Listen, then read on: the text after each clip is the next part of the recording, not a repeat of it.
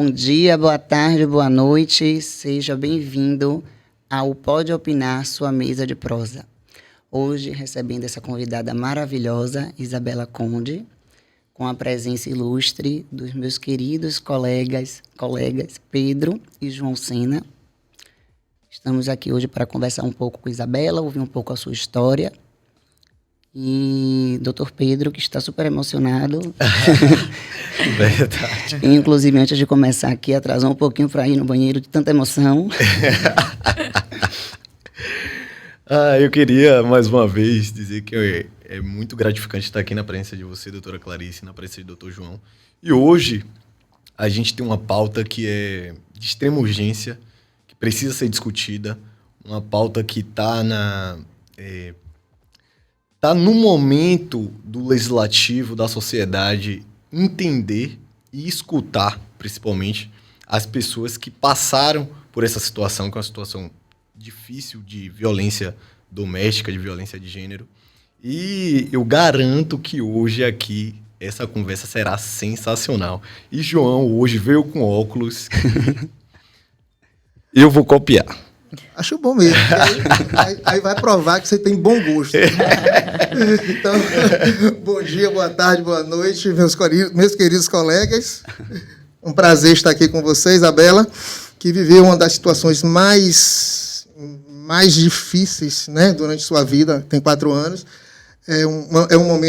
Vai ser um dos momentos tensos da nossa conversa, relembrar e reviver essa história, de certa forma macabra, né? E vamos também, né, falar sobre temas, como o Pedro disse, que são urgentes, necessários e importantes que a gente destaque aqui. E entre um tema importante e outro, eu espero que os gracejos, né, dominem, porque eles dois hoje estão animadíssimos, né, pra vir. Então, assim, é um prazer estar com você aqui e seja bem-vinda à nossa mesa de prosa. Isabela, conte como começou esse seu sofrimento naquele exato dia, né? E se essa sua relação já era uma relação abusiva ou você nunca tinha percebido isso até esse momento nefasto. Boa tarde a todos. Queria agradecer o convite da doutora Clarice, ao doutor João, ao doutor Pedro, por essa oportunidade, porque eu acredito que quanto mais a gente falar, né, da violência contra a mulher, a gente vai criar estratégias que possam modificar esse quadro, porque eu, né, tinha um nível superior, vim de uma família muito pobre, mas me achava uma pessoa esclarecida, era pós-graduada, convivia com vários ambientes sociais diferentes e não identifiquei que vivia relacionamento abusivo. Então, imagine quantas mulheres estão dentro de uma relação abusiva e não conseguem identificar que está dentro da relação abusiva. Quando a gente parte desse pressuposto de que como é que eu vou sair de uma violência se eu não entendo que eu vivo violência? E aí eu estou mais vulnerável ao feminicídio ou até mesmo todo o ciclo da violência que vem antes do feminicídio, que é a agressão física, a verbal, a moral, a sexual. Então, quando a gente começa a falar sobre violência doméstica, a gente vai abrindo portas para outras mulheres saírem do meio abusivo. Porque o que mais fez com que eu continuasse nessa luta foi reconhecer que outras mulheres viam em mim algo que poderia transformar a vida dela também. Ela dizia, por quê? Tudo que essa menina viveu, eu estou vivendo. Então, isso é abuso. Como é que você fez para sair? E agora, como é que você fez para se ressignificar? Eu também tive tentativa de feminicídio, consegui sobreviver, mas eu não consigo viver a partir disso aí. Para mim, isso me anulou. E eu trago sempre exemplos dizendo que é possível viver após violência doméstica. Claro que nunca mais você vai deixar de ser vítima. Eu participo de algumas palestras e alguns palestrantes, né, quem nunca sofreu violência doméstica, fala, eu odeio essa palavra vítima. Eu falo, gente, eu não posso mudar. Eu fui vítima de violência e essa é a realidade. Eu jamais posso mudar ou até mesmo esquecer. Porque se eu esquecer, é como se eu tivesse anulado algo que aconteceu na minha vida para que eu transformasse a minha dor em luta.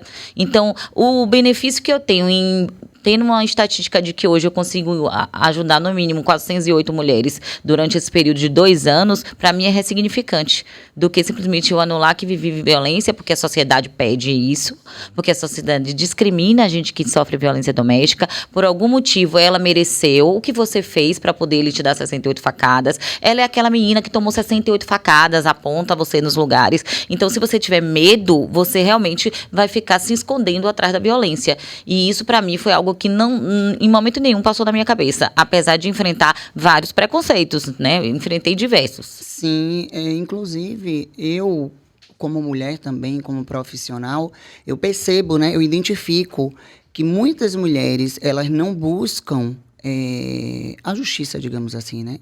E até mesmo se afastar do agressor, seja por questão financeira, muitas delas, outras porque já estão realmente no estágio de violência psicológica extrema, que elas não conseguem, né, sair, que a psicologia explica isso, e também pela questão da rotulação, né? No caso, quando existe dentro do sistema penal criminal, o réu, ele fica estigmatizado, ainda que ele seja inocentado dentro de um processo criminal. Ninguém quer responder um processo criminal. Você fica rotulado, digamos assim, né? E no caso da violência contra a mulher, em que pese ela ser a vítima, a rotulada é ela.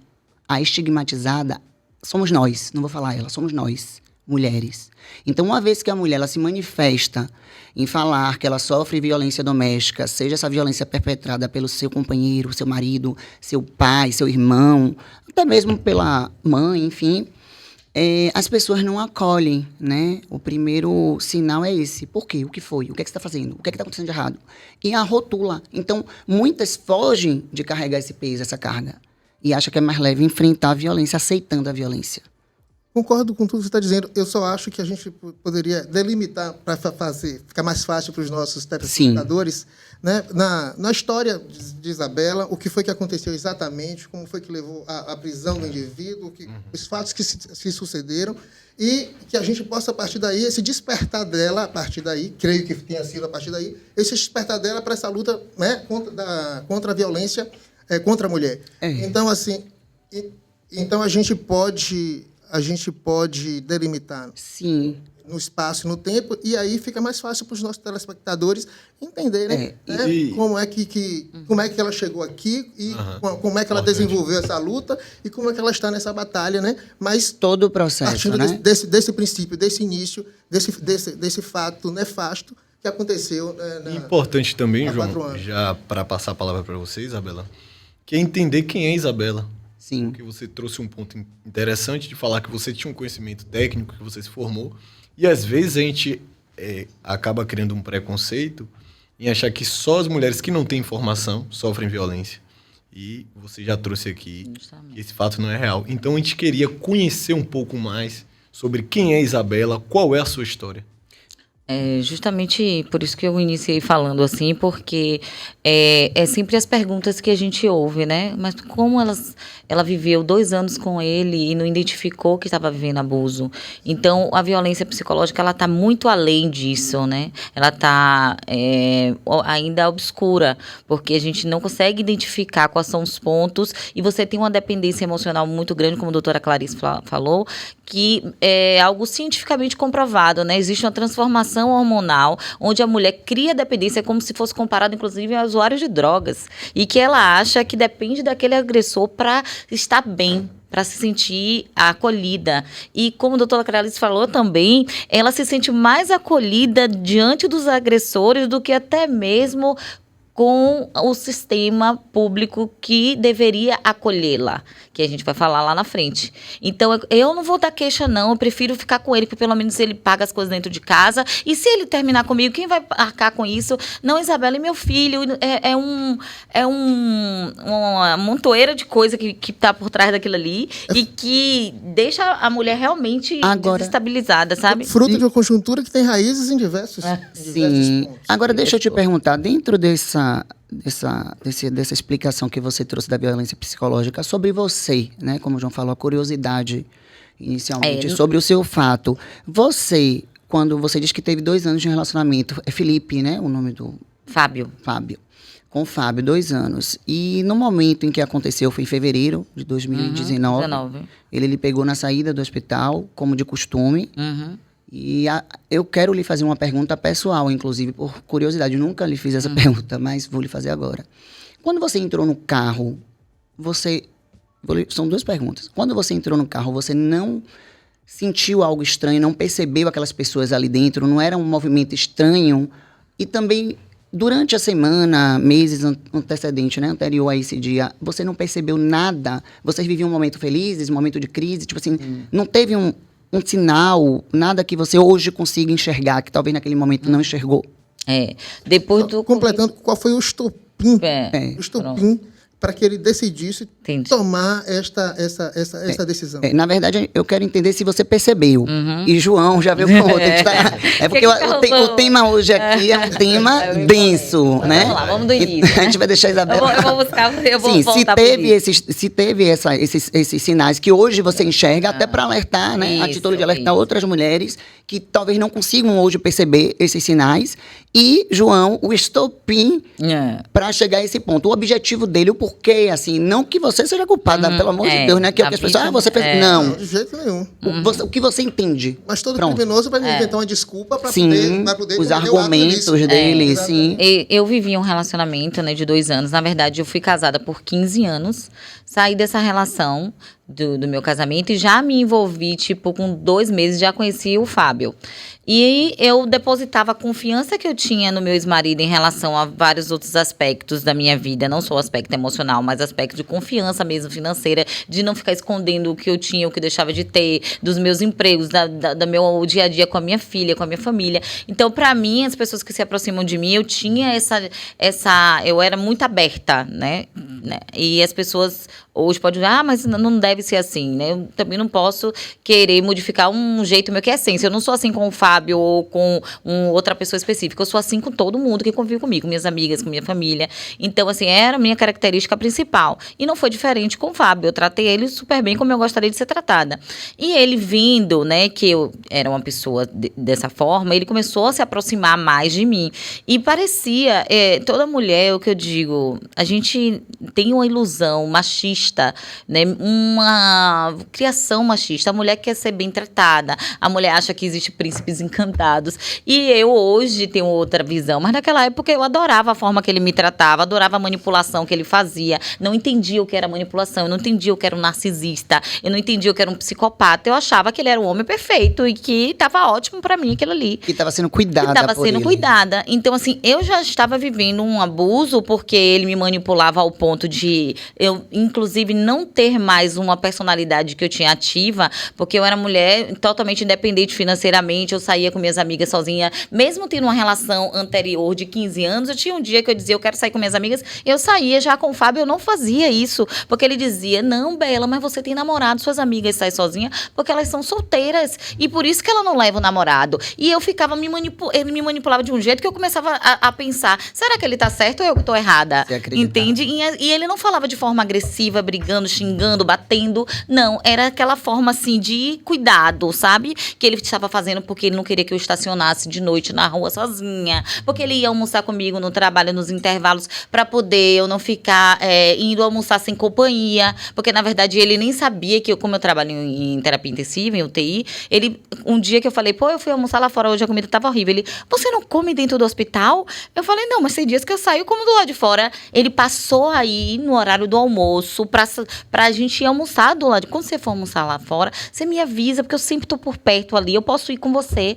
Então eu me sentia totalmente controlada em tudo. Não, você se sentia na acolhida, época, né? acolhida. Hoje você vê que é controle. Depois eu via que era controle. Tipo assim, a primeira briga que eu tive com ele foi justamente por causa de um bronzeamento artificial que minha irmã foi fazer. E eu nunca tinha brigado com ele, assim, de forma de se afastar mesmo. E aí minha irmã me chamou pra ir, vamos, Bela, fazer esse bronzeamento. Eu falei, não tô afim de fazer esse negócio, ficar queimando no sol lá, eu prefiro ir na praia. Ela, mas vamos comigo fazer companhia. Eu falei, Fábio, eu vou com minha irmã fazer bronzeamento. Ele, não, isso é coisa de... Xingou lá lá, né? Eu falei, como assim? É normal, minha irmã vai fazer, então minha irmã também é uma pessoa errada. Aí eu falei, eu vou sim. Ele, olha, Bela, é melhor você não ir. Eu falei, mas eu vou. Aí eu comecei a ver que eu tinha que me impor com ele, porque senão eu tava terminando fazendo tudo o que ele queria.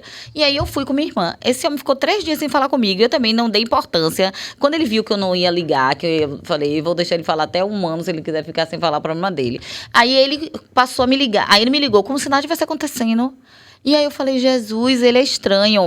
E aí eu comecei a achar ele estranho. Aí, Existia um eu falei, não, tem alguma coisa errada nesse homem. Aí eu comecei a ficar... Isso, lhe interrompendo rapidinho, você já tinha quanto tempo aí Já nesse tinha sinal 2 aí? anos. Foi quando... Foi aí que você foi o primeiro start Isso, seu. nos starts que eu descobri, que eu vi que ele não era normal. 2 já- anos pra perceber que ele era que ele era estranho. estranho. Porque eu trabalhava, gente, eu sou fisioterapeuta, sou intensivista, era professora e trabalhava em 3 hospitais nessa época. Então, minha rotina era muito intensa. E aí, na verdade, eu ficava pouco tempo convivendo com ele. E quando convivia com ele, era aquele aspecto de lua de mel. Eu via ele uma vez na semana, então não tinha muita convivência. E ele sempre me tratava super bem, eu achava ele o melhor homem do mundo. E até as pessoas que conviviam com a gente, por isso que eu acho que Deus me deu tanta força naquele dia, porque eu falava, gente, se eu precisei viva pra ver que era ele que tentou me matar. Imagine minha família vai conviver com esse homem. Então, meu pânico era tão grande em sobreviver pra salvar a vida da minha filha e da minha mãe, porque eu falei, ele vai tomar conta de tudo que é meu, porque ele já tem conhecimento de tudo que eu tenho. Ele tem as minhas senhas todas. Minha filha era eu e minha filha ainda era de menor. Pronto, acabou com a vida da minha família. Então, isso aí foi um dos seus pensamentos? Isso, um Forte. dos meus É uma pensamentos que me curiosidade. fortaleceu. Então, de fato, Me fez eu ganhar força. Então, de fato, ele tinha uma motivação financeira. pra Financeira. fazer isso. Ele Você tinha hoje motivação- visualiza isso, né? Com certeza. O interesse nas suas coisas. E depois eu vi também, ele usou meu cartão de crédito todo. No dia? Um mês antes. Ele já estava Ele já esquematizando. ele já tinha recebido uns 2 aluguéis de umas casas minhas que eu tinha de aluguel. Ele tinha colocado meu carro na OLX pra vender. Então ele já vinha Ele planejou planejando 1 mês a minha morte. um mês. Ele é um homem frio e calculista. E dentro desse 1 mês, você percebeu mudança no comportamento dele? Dentro desse mês. Ou intensificar essa atenção, cuidado? Dentro desse mês, eu percebi assim, eu fui percebendo que ele era um homem diferente. E eu comecei a ficar pesquisando mais, a questionar mais as coisas. E eu percebia que ele ficava um pouco irritado, mas não demonstrava. A afeição dele mudava, mas ele não... Eu ficava instigando, sabe? Ele segurava. E eu ficava... Estilo psicopata. Isso, eu ficava instigando pra ver se ele ia Até mais onde além. ele ia. Mas não, aí teve um dia que eu peguei, como eu sabia que o que ele não gostava, eu fazia. Aí, tipo assim, eu fui na festa com as amigas, com ele, e aí eu entrei direto, fui no banheiro com minhas amigas, saí, fiquei dançando com as amigas, e ele sentado me olhando assim, sabe? Com a cara meio louca. Aí eu com minhas amigas, tá vendo como ele é? Ele não é normal. Ele fica... Meu Deus. Oh, meu Deus, hoje a gente ri. A gente ri, mas o Mas assunto você é muito pensa- sério. É Hoje porque a gente realmente... ri. Mas Isabela. percebendo todos esses comportamentos estranhos, você já tinha intenção. de Eu por uma terminei relação- com ele, inclusive. Por isso que ele fez isso. Porque Ele foi lhe buscar percebeu terminar. Ele que foi- eu não queria mais ele. Ele foi lhe buscar, vocês já estavam terminadas, né? Já estava terminado. Era Eu uma proposta de conversar ou- Não, é porque eu sou uma pessoa ainda que eu acho que eu vou pro céu, mas diga Deus, não quero ir agora, não. Ele me pediu o carro emprestado pra levar a mãe dele num tratamento psicológico. Porque nesse inter dos 2 anos, o pai dele tinha um câncer terminal. O que eu vejo, né, depois de fora, hoje olhando, analisando a vida de Fábio. Fábio nunca quis trabalhar, era formado em jornalismo, mentia, sempre foi um manipulador mentiroso. Ele dizia que trabalhava na TV Bahia, ele postava uma foto do estágio dele na frente da TV Bahia e dizia que trabalhava lá, dormia até meio-dia e me dizia que trabalhava até meio-dia. E ele nunca Gente. trabalhou. Ele nunca teve a carteira assinada. O homem tinha 38 anos de idade. Eu, desde os 16, trabalho. Então, tudo isso eu fiquei analisando. Falei, gente, ele é uma mentira, ele é uma farsa. Porque eu fui percebendo que ele não era aquela pessoa que eu achava que ele era. Um exemplo, a mãe dele, quando eu chegava na casa dele, falava, Bela, vai lá chamar Fabinho. Eu falei, pô, 1h da tarde, o Fábio tá dormindo? Ela, vá, porque se a gente for chamar, ele faz grosseria. E quando você fala, ele fica ótimo. Eu falei, não, isso não é normal. Porque minha mãe, se eu já falar, se ela falar um ai comigo e eu não obedecer, minha mãe dá na minha cara. Como é que a senhora... Eu, que sou uma pessoa que chegou outro dia aqui, tenho mais autoridade do que a senhora dentro dessa casa. Então ele já era abusivo, inclusive, com a própria Com a mãe. mãe, pra você ter ideia, a mãe, se misturasse feijão com macarrão, ele dizia, sabe que eu não gosto de comer isso aqui? Era nessa hora que eu pegava As falhas. as falhas dele, quando eu comecei a vê-lo em relação à família. Ele era inimigo do irmão dentro de casa. O irmão fez aniversário, todo mundo comemorando na cobertura, e eu, Fábio, você não vai dar nem uns parabéns a seu irmão? Ele, não falo com ele, né, porque hoje é aniversário dele que eu vou falar. Eu falei, gente, gente, que absurdo, na minha família não existe essa possibilidade, eu ia esfregar minha cara na cara da minha irmã, e eu ia ter que falar do mesmo Botar jeito. a camisa da amizade, né, nas entendeu? duas. E no É dia, obrigado no dia a falar. fático, que ele foi te buscar no hospital, quando você entrou no carro, é isso que eu queria entender. Eu vou chegar. A curiosidade da pessoa porque eu tô curiosa. respondendo a Tem uma- parte uma- dele tem uma- agora. uma E aí- fala- Curioso. Aí, resultado, eu fui identificando essas falhas, aí eu falei, ó, eu vou tentar sair dessa relação. Eu gostava dele, mas eu me sentia incapaz diante daquilo, e aquilo pra mim já era algo pessoal meu. Eu saí de um casamento, quando eu não tava me sentindo bem, nessa relação, 2 anos, todas as vezes que eu ia falar em terminar com o Fábio chorava, fazia escândalo, eu falava, Fábio, e eu ficava com pena, né? Eu achava que, aí eu começava a pensar, será que eu que tô errada mesmo? Porque ele tá me cuidando de mim, eu tô sempre desconfiada dele, achando que ele tá Ingrata. mentindo, e não sei o quê, e sempre era uma desconfiança, eu não tinha essa coisa assim concreta de tudo, era sempre achando que existia aquilo, até que eu peguei e falei, ó, pelo menos eu vou me afastar, vou parar de emprestar. Aí eu emprestava meu carro, ficava na mão dele. Eu trabalhava em 1000 lugares, ele ia me pegar, ia me levar. Eu não tinha nem o direito de pegar mais meu carro. E não era pra dizer, eu não podia nem reclamar, você não me bota gasolina. Não, ele botava gasolina, ele lavava o carro, eu não tinha o que reclamar. Era dele o carro. Eu não tinha. Já era dele, só você não sabia, mas já era dele. É o Ó. típico, Já tava no LX? o típico abusador, né? Que ele ainda tem essa competência de fazer com que o outro se sinta culpado por tomar uma atitude que já deveria. Eu não tenho essa competência para estar avaliando psicológico, não sou psicóloga, mas eu acho que isso é uma coisa que a gente consegue, principalmente a gente que atua, né, na área jurídica, entender e perceber esse movimento, porque ele é repetitivo, né? Ele começa essa coisa do tô cuidando de você, ele tá lhe sufocando, Isso. mas ele diz que está cuidando. Quando você Pra se adquirir confiança, volta, pô. isso, quando você se volta contra essa situação, que você diz, não quero esse cuidado, você é ingrata, Isso. você não presta, você é malcriada, Isso. você está sendo injusta. Quando você permanece não quero, aí vem a parte de se vitimizar. Né? Ele é o coitado, ele chora, ele está sendo injustiçado, porque né? esse tipo de gente, né, tem esse poder de fazer com que o outro se sinta culpado pelas atitudes que toma. Então a pessoa fica até constrangida em estar tomando aquele tipo de decisão. Foi eu. Porque acha que está sendo errado Que é- e injusto com a pessoa. Isso, que é típico do narcisista, né? O manipulador. E existe um padrão também que É. você falou aí, que é o cuidado, a proteção, mas no fundo é o controle e a É o violência. controle, isso Eu acho mesmo. que Nunca isso foi cabe cuidado. pra todas as relações que são Isso, abusivas, né? com certeza.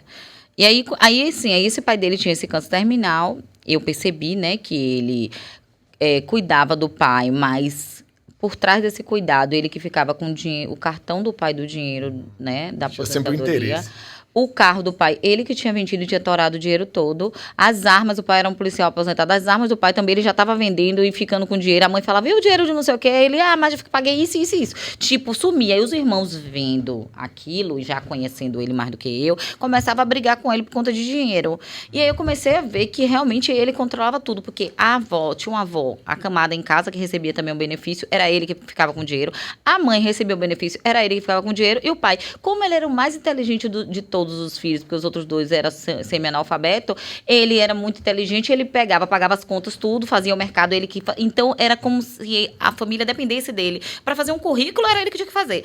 Então ele era a cabeça da família. Ele fez com você o que ele já estava acostumado a fazer com a família. Comigo isso. Então eu vi o pai dele totalmente refém dele, porque o pai estava indo carregado fazer as quimioterapias, mesmo acho que talvez, né, já sabendo que ele poderia ser capaz de fazer algo.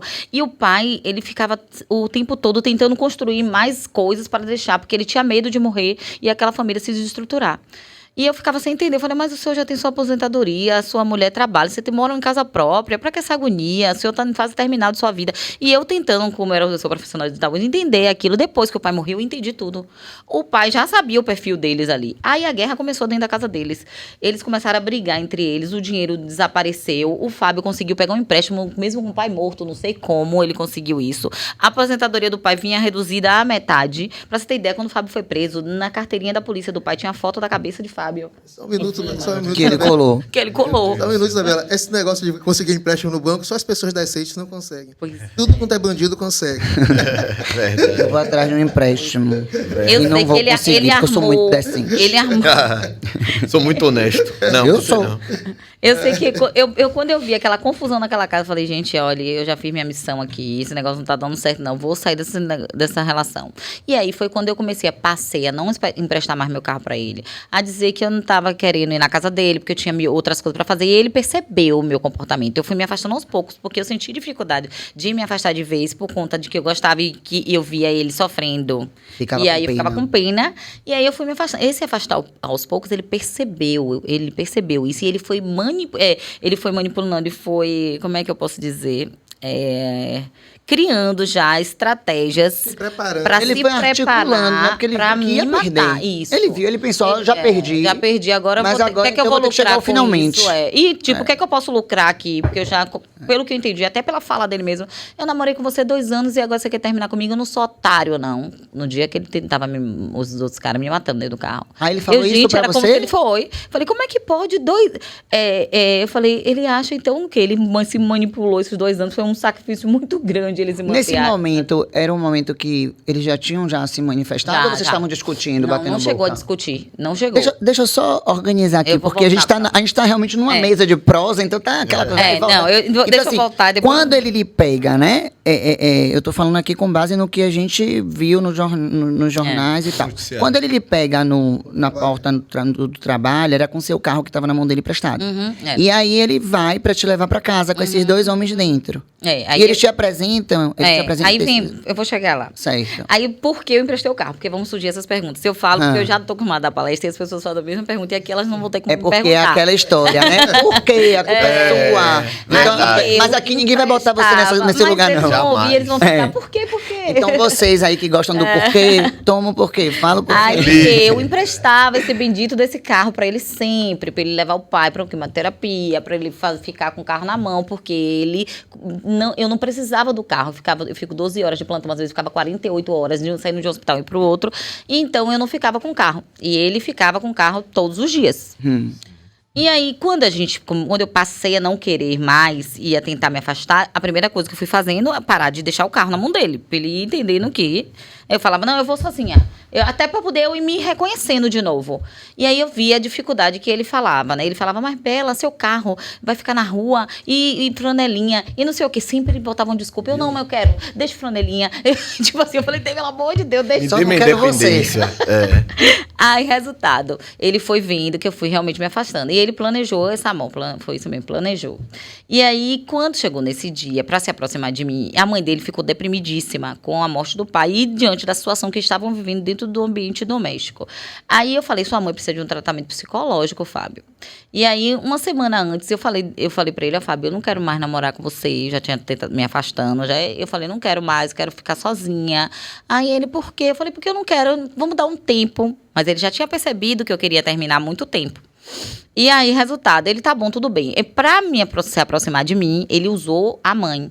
Ele falou, a minha mãe, você queria tanto que ela fizesse um acompanhamento psicológico, consegui pra ela. E eu também, Bela, vou trabalhar num bloco de carnaval. Tem como você me deixar seu carro na minha mão o dia todo? Porque eu vou ter que levar a badá, que não sei o quê, vou levar minha mãe no psicólogo e eu fico com esse carro e de noite te levo. Aí eu falei ao Fábio, você tem que se desmamar, você tem que ficar, se virar de ônibus, se virar como você pode, porque você não pode ficar pegando meu carro para resolver seus problemas. Ele, poxa, você queria tanto que eu levasse minha mãe, agora você que tá botando dificuldade. Aí a culpa já era minha, né?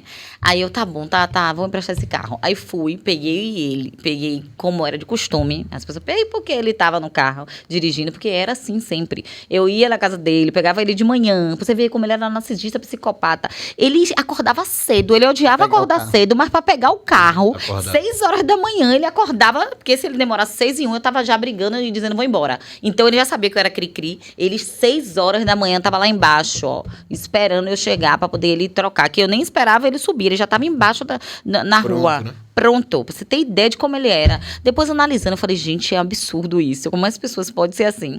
E aí, ele, nesse dia, a mesma coisa. Eu já dizia, tô chegando. Ele já tava lá embaixo. Entrou no carro, subiu. Ele que já dirigia, porque eu só fazia sair do carro e entrar direto pro hospital. E assim eu fiz. Nesse dia, eu entrei muito, saí calada, dei bom dia e fiquei no celular pra não ter conversa com ele. Eu aqui no celular e não expressei nenhuma conversa com ele. Saltei do carro, dei tchau e subi. Aí, quando foi de noite, eu falei, Fábio, cadê você? Não, quando eu fiquei perguntando pra ele onde ele estava, ele dizia que estava atrasado porque estava tudo engarrafado. E ele não atrasava, porque ele não queria ter desculpa pra eu não dar nada, o carro a ele, entendeu? Então ele não atrasava. Aquilo já me deixou estranho, né? Já ligou um start. O alerta. Falei, esse homem tá pirraçando, só que nunca no sentido de me matar. Ele pensou, esse homem não vai devolver meu carro. Hoje eu que falava, vai ele tá pirraçando, porque não sei o que. E é incrível como nunca passa na cabeça. Não passou. O extremo. Mas o fato também de ser o primeiro dia de carnaval também poderia estar engarrafado. E ele usou o argumento correto, né? Sim, Não colocou sim. pá. Eu falei, tá bom. O que eu estranhei foi na descida. Aí tá, eu fiquei, pô, esse Fábio tá pirraçando pra chegar. Isso deve estar ainda vendendo esses abadá com o meu carro. Eu pensava assim, não pensava que ele tava lá pegando marginal pra vir me matar. Aí, resultado, quando ele chegou, o que eu estranhei foi isso também. Porque ele era muito popular, conversador, gostava de conversar, fazia questão de ter pra manter. Gente boa. Pra manter um meio. Boa praça, né? Isso. Ninguém ia desconfiar ele falava dele. com os porteiros, com todo mundo. Nesse dia, eu ali na porta do hospital, esperando ele. Já que ele atrasou 1 hora, eu já tava nervosa. E eu falando com minha amiga, Fábio, até agora não chegou com o meu carro. E eu tinha marcado de ir na casa da minha amiga. Aí a minha amiga, calma, Bela, daqui a pouco ele deve chegar, deve estar engarrafado mesmo. Quando ele chegou, ele não entrou no estacionamento onde ele tinha costume de entrar. Ele passou. Você viu como ele articulou tudo, porque ele sabia também que ali tinha câmeras. Ele passou direto e passou pela frente da fila do táxi. Eu falei, ele é maluco. Ele me viu aqui, porque eu tava parada em pé. Ele me viu, fingiu que não me viu e foi correndo. Ah, Fábio. Aí eu já fui. Quando eu abri a porta pra dizer um desaforo a ele, tô vendo 2 caras atrás do carro. Aí eu falei, meu Deus, quem são esses caras? Porque outra coisa que me chamou a atenção dos caras foi porque 1 semana antes eu tinha dado carona a um amigo meu. Naturalmente eu falei, poxa, deixei o Tiago no Imbuí. Ele, você acha certo, Isabela, você dar carona a homem, botar homem dentro do seu carro que você não conhece? Eu falei, Tiago é meu amigo de trabalho, trabalho com ele já há 7 anos, tá maluco? Eu dou carona que eu quiser, o carro é meu. E eu sempre botava assim, o carro é meu, e ele não batia de frente comigo. Quando ele via que era uma coisa que eu ia bater... Ele recuava. Ele recuava. O carro é meu, boto quem quiser dentro do meu carro, pronto, e você não vai mandar no meu carro. É esse o carro que ele já tinha colocado 1 mês antes para vender no OLX. Isso. Já estava vendo esse carro. Desse carro. Aí, resultado. Ele chegou com 2 caras no meu carro, já no banco do fundo os caras. Não era pra dizer que um tava num carona, E esperou desceu. entrar, desceu. Não. Os 2 já estavam sentados atrás. E aí eu abri a porta para dizer o desaforo a ele. Quando eu fiz isso, que eu olhei, um que estava atrás de mim, ele baixou a cabeça. E o outro era mais comunicativo, até demais. Quando eu tentei falar alguma coisa, ele... minha tia trabalha aí no hospital também. Aí eu fiz assim, Fábio, boa noite. Quem são esses rapazes? Antes de entrar no carro, né? Com a mão ainda. Não. Ele fez assim, não, eles vão trabalhar comigo no bloco hoje de noite, Bela. Eles estavam vendendo abadá comigo e vai ficar lá trabalhando no bloco. Fique tranquila, entre, pode entrar adiante logo que a gente tá no meio da rua. Aí eu entrei. Aí eu peguei e falei com minha amiga, Fábio estranho, não quer que eu dê carona a ninguém, me bota 2 caras dentro do carro, um com a cara de maluco, outro, e eu falar, eu ficava essa aparência deles. Eu tinha mania, se estivesse em um lugar estranho, eu ficava falando com minhas amigas. Aí gravava os outros estranhos, mandava minhas amigas, ficava de resenha, sempre fui assim. Sim. E nesse dia foi a mesma coisa, aí eu amigas, um cara doidão, falando coisa com coisa, vou botar o áudio pra você ouvir. E aqui, resenhando com minha amiga, e ele lá, dirigindo e olhando pro meu celular. Eu senti, Fábio, inquieto. Ele olhava, ele ficava assim, olhando com quem será que ela tá falando, entendeu? Uhum. Depois, percebendo a visão, eu falei, ele tá curioso pra saber com o que eu tô falando. Aí que eu vou pirraçar, vou falar mais, aí fiquei aqui. E não parei de falar, falei, fica aqui conversando comigo até eu deixar ele. E fiquei com minha amiga conversando. Aí o cara de trás fez assim, meu irmão foi preso na Barroquinha. E ele não era ladrão, não, só devia pensão alimentícia. Eu falei, amiga, eles são ladrões. Eles vão roubar meus perfumes importados. E meu carro era um negócio de louco, porque tinha roupa roupa pra tudo que era lugar, sapato. Carro de mulher. Carro de mulher. Perfume, nananã. Me defenda agora, Isabela, preciso. Bora abrir um parênteses É aqui. uma loucura também, viu? Carro Ninguém de pode mulher. Como é carro de mulher, O Isabela? meu filho, você tem que tirar as coisas pra poder sentar. Sandália, reserva, sapato. É assim, É uma coisa de acontecer, decretou uma guerra, vai ter uma guerra, estamos prontos. Se me chamar pra ir pra praia, tem biquíni. Estamos Se me chamar prontos. pra reunião, tem roupa. Se me chamar... Pra qualquer situação. É uma loucura o carro de Clarice Aragão. No meu carro tem de tudo um pouco. Você, Só não tem você uma abre a arma. porta, você abre a Ainda, porta, né, doutor? O meu você abre a tem. porta, tem que esperar Tem tudo primeiro. cair primeiro pra depois você entrar. O meu carro é um carro apocalíptico. Ai, que eu tava doida pra falar essa palavra. Bora. Sim, aí quando você Aí entra... eu falei, esses caras vão roubar minhas coisas, tá tudo aí. Eles estão deitados, inclusive, em cima da minha roupa, Meu sentados. Deus. Não sabia que eles queriam lhe roubar o bem maior. Aí... Deitado em cima do seu roupa. Isso, eu dei uma olhadinha assim pra trás e eles. E eu falei, Jesus, eles estão em cima do meu sapato, das minhas coisas. E ele falando coisa com um olho meio vermelho. Eu falei, meu Deus, Fábio tá doido. Esses caras são os. Esses caras vão roubar. Esses caras não é possível. O Fábio é maluco. Botou esses caras que eu nunca vi na minha vida dentro do carro.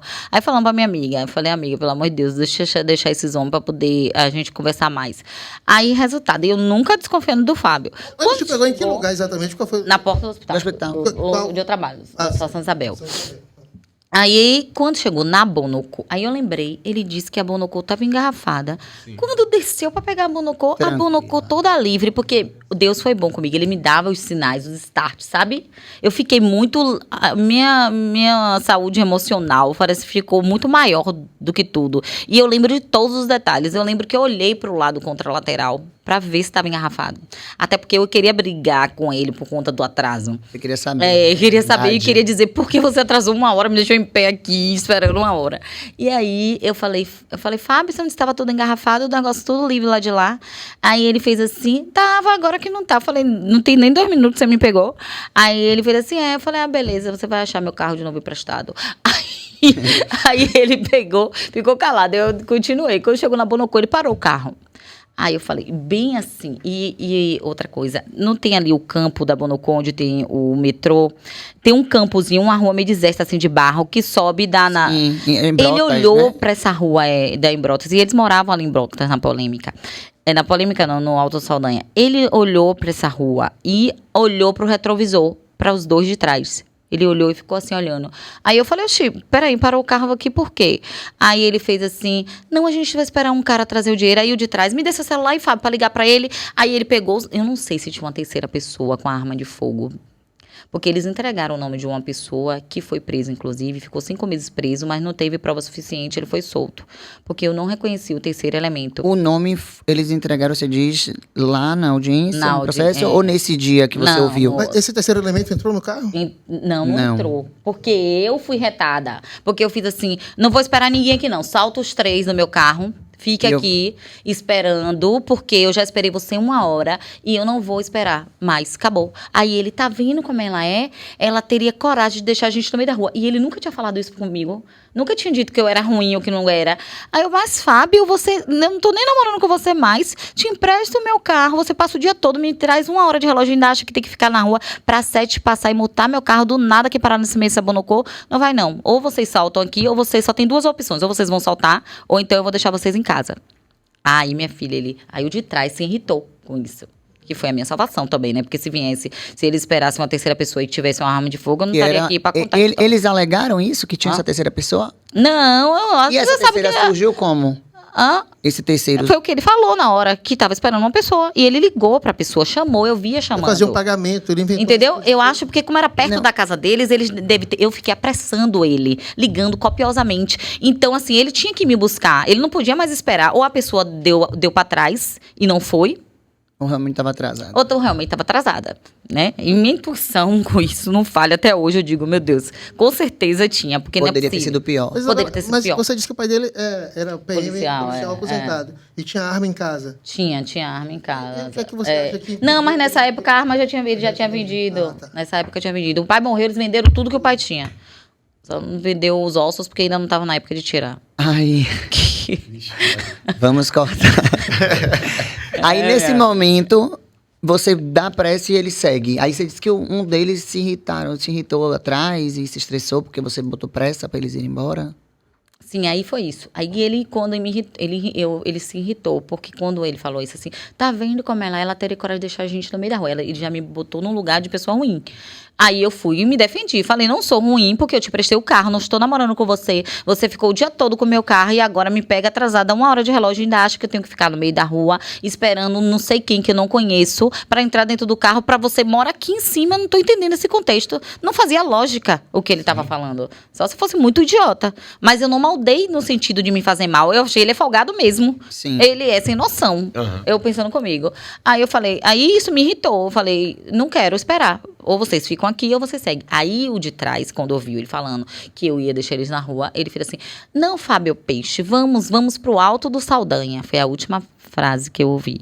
E aí eu cheguei a falar com a minha amiga. Quando ele parou o carro, eu falei, amiga, ele parou o carro no meio da Bonocô, o Fábio tá louco, esperando uma pessoa sem noção nenhuma, socorro. Eu vou pro céu, realmente, prestar o carro a esse homem, ainda ficar correndo de tomar multa. E eu aqui falando com ela, kkk, mas é besta mesmo, manda esse homem arrastar esse carro. Eu falei, tô mandando. E isso falando com minha amiga. Aí, resultado, aí quando ele falou, vamos, Fábio Peixe, ele falou um tom bem sarcástico, vamos pro Alto do Saldanha. Aí eu falei, ele já está saindo. Foi a última coisa que eu falei. E quando ele virou, ele já me deu um golpe de mata-leão. O de trás. O de trás, que estava atrás de mim. Que eu rebaixei a consciência, velho. Eu achei que eu estava tão cansada dos plantões, com medo Dentro do carro ainda. do cara. Eles não tiraram, eles fizeram tudo dentro do carro. Quando eles me tiraram do carro, eles acharam que eu já estava morta. Então, eles não fizeram nada fora do carro, Isso, graças a Deus. o carro em movimento, Fábio anda com o carro na Bonocô. Anda no carro e eu apago. E ele dá o mata-leão e você Pronto, apaga. eu apaguei. Hum. Eu não senti o mata-leão também. Eu não senti o toque deles. Você Foi incrível. apagou. Foi algo assim. Eu apaguei e sonhei. Eu falei, eu tô tão cansada, velho, dos plantões. Eu fui no meu subconsciente. Que eu dormi dentro do carro, tô achando que os caras querem roubar minhas coisas. Ó, dentro do meu carro, maluquice, tô com sono. Isso, você desmaiada. E eu desmaiada. E aí, eu acordei com o golpe da facada, né? A dor. E quando ele relaxou o braço, ele cansou de ficar me estrangulando e o cara já tava me esfaqueando, e ele relaxou o braço. Quando ele relaxou o braço, que eu acordei, despertei, né? Porque você faz hipoxemia cerebral, mas também o apagão volta rápido, são 5 segundos. Quando ele fez isso, eu falei, meu Deus, o braço dele não é sonho, é real. Aí eu gritei, Fábio, eu gritei chamando por Fábio, porque era a pessoa que eu confiava mais do que tudo ali naquele carro. Aí o Fábio, pelo amor de Deus, pensei, pronto, eles querem me assaltar, velho. Ficou chateado que eu mandei descer, tá vendo meu carro cheio de coisa, meu carro é uma Spin de 7 lugares, vai achando que eu tenho dinheiro e vai querer me assaltar.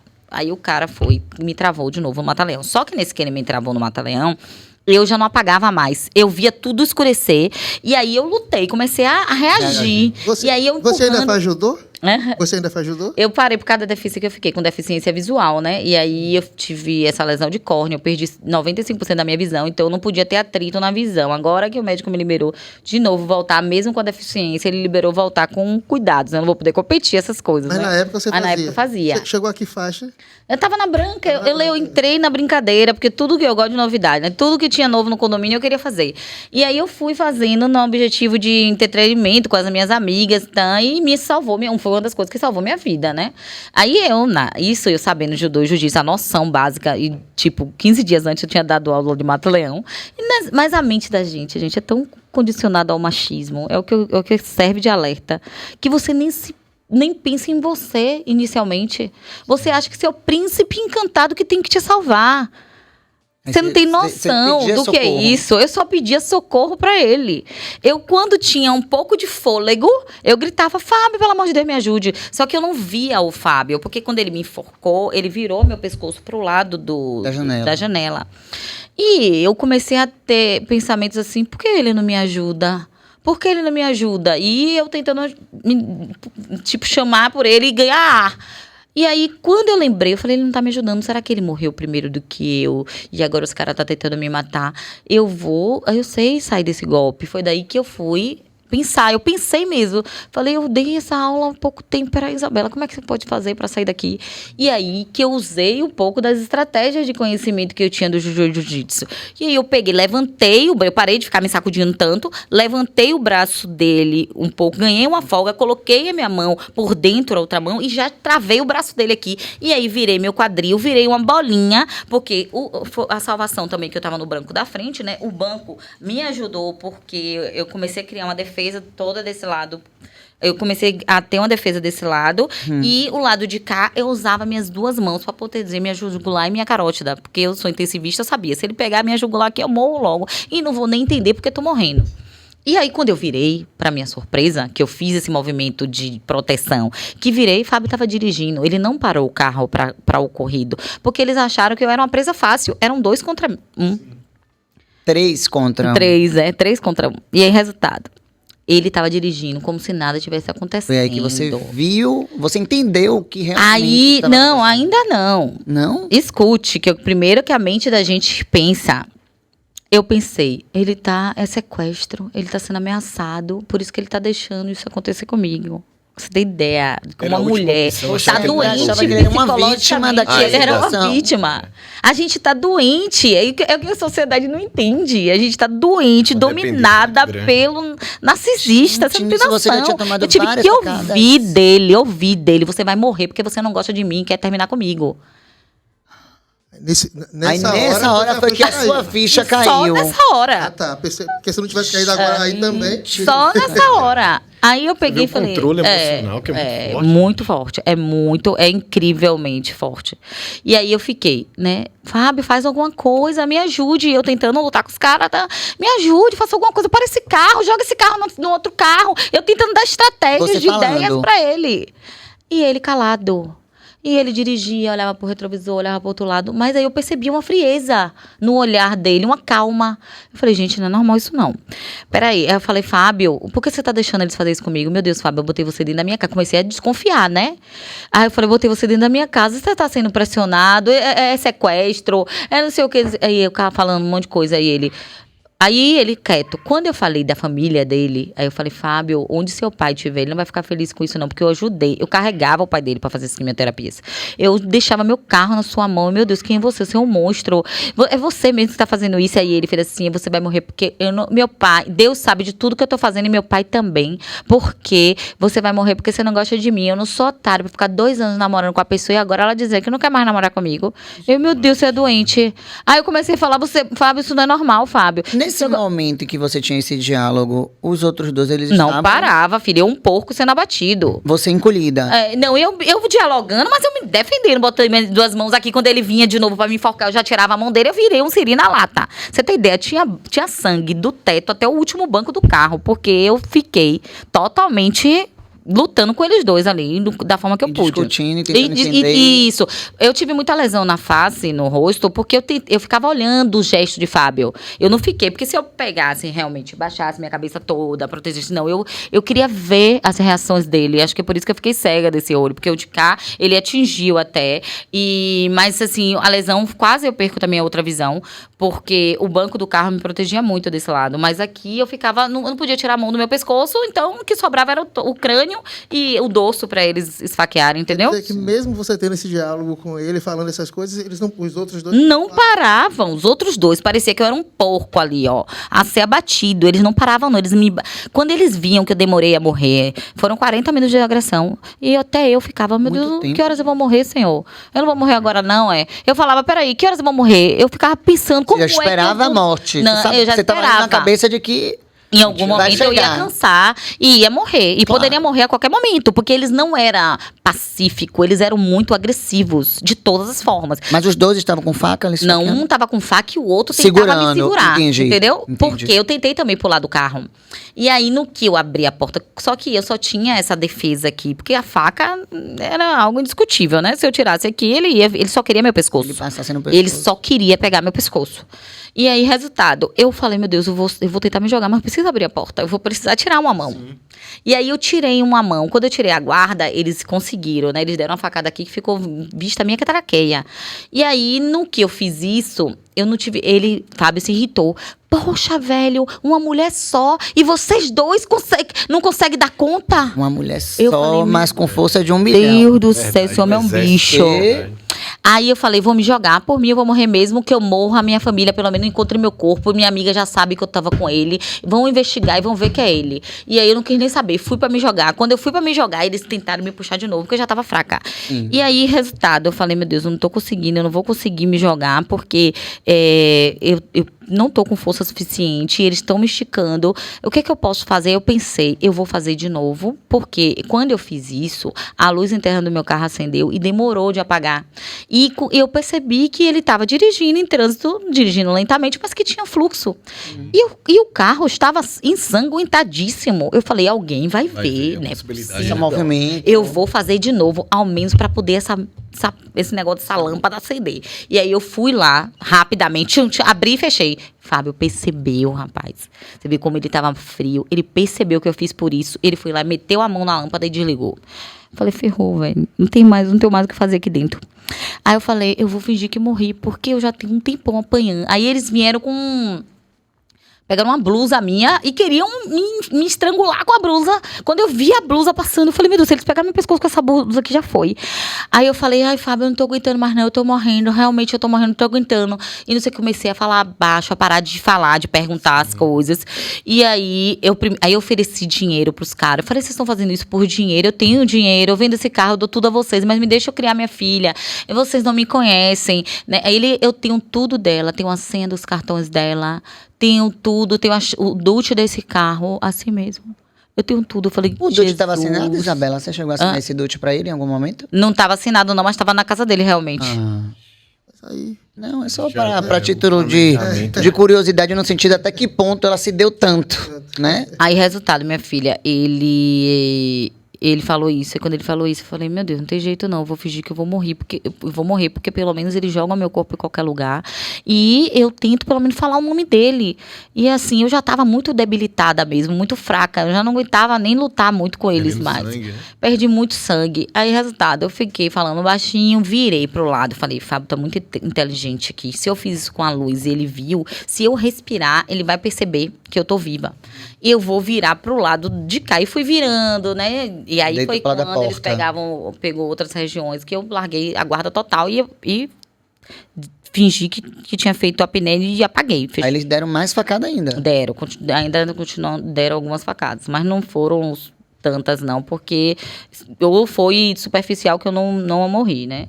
Enfim, eu consegui virar. Eu senti que eles ainda atacaram, mas eles perceberam, porque Fábio falou, não quero que faça nada fora do carro. Eu lembro dele falar isso. Eu não sei se ele tinha medo dos caras fazer um abuso sexual, alguma coisa assim, porque ele era tão psicopata. Eu quero que mate ela aqui dentro. Falei, meu Deus, ferrou, a apneia. Aí eu fiz a apneia. E não sei como, depois de 68 facadas, cientificamente eu fico me buscando, porque eu trabalho com isso. Como é que eu consegui fazer a apneia? Realmente ele é um milagre, né? achou que eu tinha morrido. Porque ele falou, certifique que ela tá morta. E os caras vieram, tocaram em mim. E, não, ela morreu. E já abriu a porta do fundo. E também minha sorte, que eles foram fazendo isso em trânsito. Então, ele já estava no CIA, naquele lugar de desova ali. Qualquer lugar que ele parasse era lugar de desprezar meu corpo. E eu percebi que foi rápido. Eu falei, Deus do céu, como foi rápido. Eu fiz a apneia, eles já abriram a porta. Ele já tinha uma cova, Senhor. Aí eu comecei a botar na minha cabeça, tudo é melhor do que morrer na mão dele. Já vou morrer mesmo, tudo é melhor do que morrer. Eu fiquei pensando assim. Eu botei isso na minha cabeça e entreguei meu corpo. E eu falei, eu vou morrer agora como? E eu ficava, como é que será que eu vou morrer? Eu pensava assim. Aí eu falei, eles vão me tirar do carro, vão me jogar no chão, vão botar minha cabeça no meio-fio e vou morrer de TCE. Aí, primeira morte que eu pensei. Aí eles tiraram, eu vi a zoada do carro, eles me puxaram realmente, só que eles já pararam aqui no meio-fio do lado, e já um puxou de um braço, outro puxou de outro, e já me jogou igual um saco de batata no chão. E eu não dei um ai, Clarice, não dei um ai. Eu não dei um ai. Eles me jogaram no chão, pá! E eu senti aquilo. E eles saíram arrastando, um de um lado, outro de outro. E eu via minhas costas abrindo, porque o lugar onde eles me jogaram tinha muita pedra, cacto assim. E eu falava, meu Deus, que é isso? Eles estão abrindo meu corpo. E eu deixando. O Espírito Santo estava em mim, porque eu sentia, mas não sentia dor. Eu já estava também com a adrenalina lá em cima, né? Eu não sentia dor nenhuma. Eu só percebia aquilo. E aí eles arrastando o meu corpo. E aí eles jogaram meu corpo. Aí eu vi meu corpo rolar, pá, e cair. Eu falei, rolei e caí. É um buraco. Senhor, eu vou morrer enterrada viva. Que morte terrível.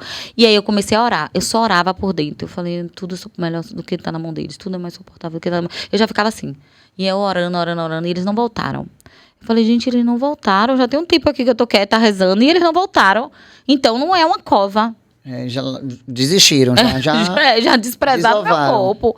Aí eu fiz assim, o que eu faço pra sair? Porque eu rolei e caí. Então, minha percepção ficou muito boa. Aí eu falei, se eu colocar o pé pra subir e cair de novo, eu não sei se eu vou ter força pra tentar de novo. Porque eu tava realmente muito fraca. E aí eu fui me arrastando. Eu lembro, eu tenho umas marcas aqui no peito que as pessoas pensam, você tomou facada no peito, você não protegeu. Eu falei, não, ali foi nas árvores. Eu saí arrastando nas árvores, eu quebrava os galhos de árvore na minha mão. Pra você ter ideia, eu tive mais de 400 espinhos por todo o braço, porque era das árvores que eu quebrava. Mas eu não sentia, é como se fosse um bicho, sabe? Eu subia. Quando eu avistei carros ali, lá embaixo, porque ainda tinha aquele lugar de pedra pra percorrer, eu falei, Jesus, como é que eu vou chegar até lá o carro? Não tem condições, eu não consigo ficar em pé. Isso só enxergando de um olho, né? Não, eu vi tudo nublado, porque o de cá também foi atingido. O de cá foi lesão de córnea e o de cá foi atingido. Eu via a luz, sabe? Eu via coisas assim, mas eu não tinha aquela visão nítida. E eu tava muito sanguentada também. Só que eu não percebi isso. Foi tudo instinto. Eu não percebi nada, só percebi que tava nublado, mas eu não percebi nada em relação a machucado. Eu não me olhei. Foi instinto mesmo, eu fazia por instinto. Eu queria falar o nome dele. Então, na minha mente, eu já ia morrer. Faltava pouco. A qualquer momento eu vou morrer. Eu vou entrar em hipovolemia. A pior coisa é você conhecer, né? Técnica. Eu vou fazer... Graças a Deus que você tinha técnica. Eu já tô chocada aqui. Eu vou morrer a qualquer momento de hipovolemia. Fato. Agora eu tenho que ter um tempinho de falar com a pessoa, né? Preciso falar esse nome. Isso, eu preciso falar esse nome. Eu já não queria mais sobreviver xirra, não. De jeito nenhum. Queria falar o nome de fato.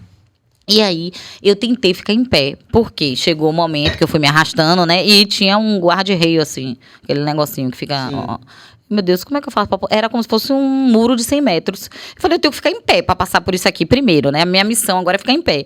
E aí, eu orei o primeiro Pai Nosso. No segundo, Deus me botou em pé, cambaleando. Eu consegui botar uma perna e passar. Quando eu consegui passar, ai, meu Senhor, obrigado, um carro vai me ver aqui, eu vou dizer o nome de Fábio.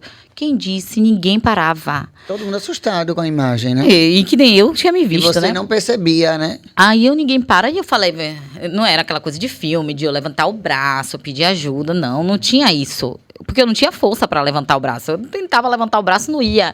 Eu falei, Jesus, eu vou ter que me jogar em cima de um carrinho desse, não é possível, eu vou ter que fazer isso. E aí eu pensei, vou me jogar em cima de um ônibus que vai ter testemunha, alguém vai ver e vai não me matar atropelada e sair fugido. E aí eu fui um ônibus tipo um executivozinho. Aí eu falei, vou me jogar. E aí quando eu fui pra frente do ônibus, desviou. Quando o ônibus fez isso, um caminhoneiro freou. E olhou, porque ele tomou um susto. E ele me viu, ele olhou e ficou olhando assustado. Eu falei, é a minha chance. Vou me jogar agora, porque ele tá quase parado, me olhando. E eu peguei, me joguei no capô dele. Falei, se ele me arrastar, ele vai ter que me arrastar com esse capô aqui em cima desse carro dele. E aí eu em cima do carro dele e ele parado. Eu falei, Deus, ele não vai sair do carro, não é possível. Eu vou ter que ir até ele. Como é que eu vou conseguir ir até ele? Senhor, a última coisa que eu te peço. Me ajude a ir até ele. E eu ficava conversando com Deus dessa forma.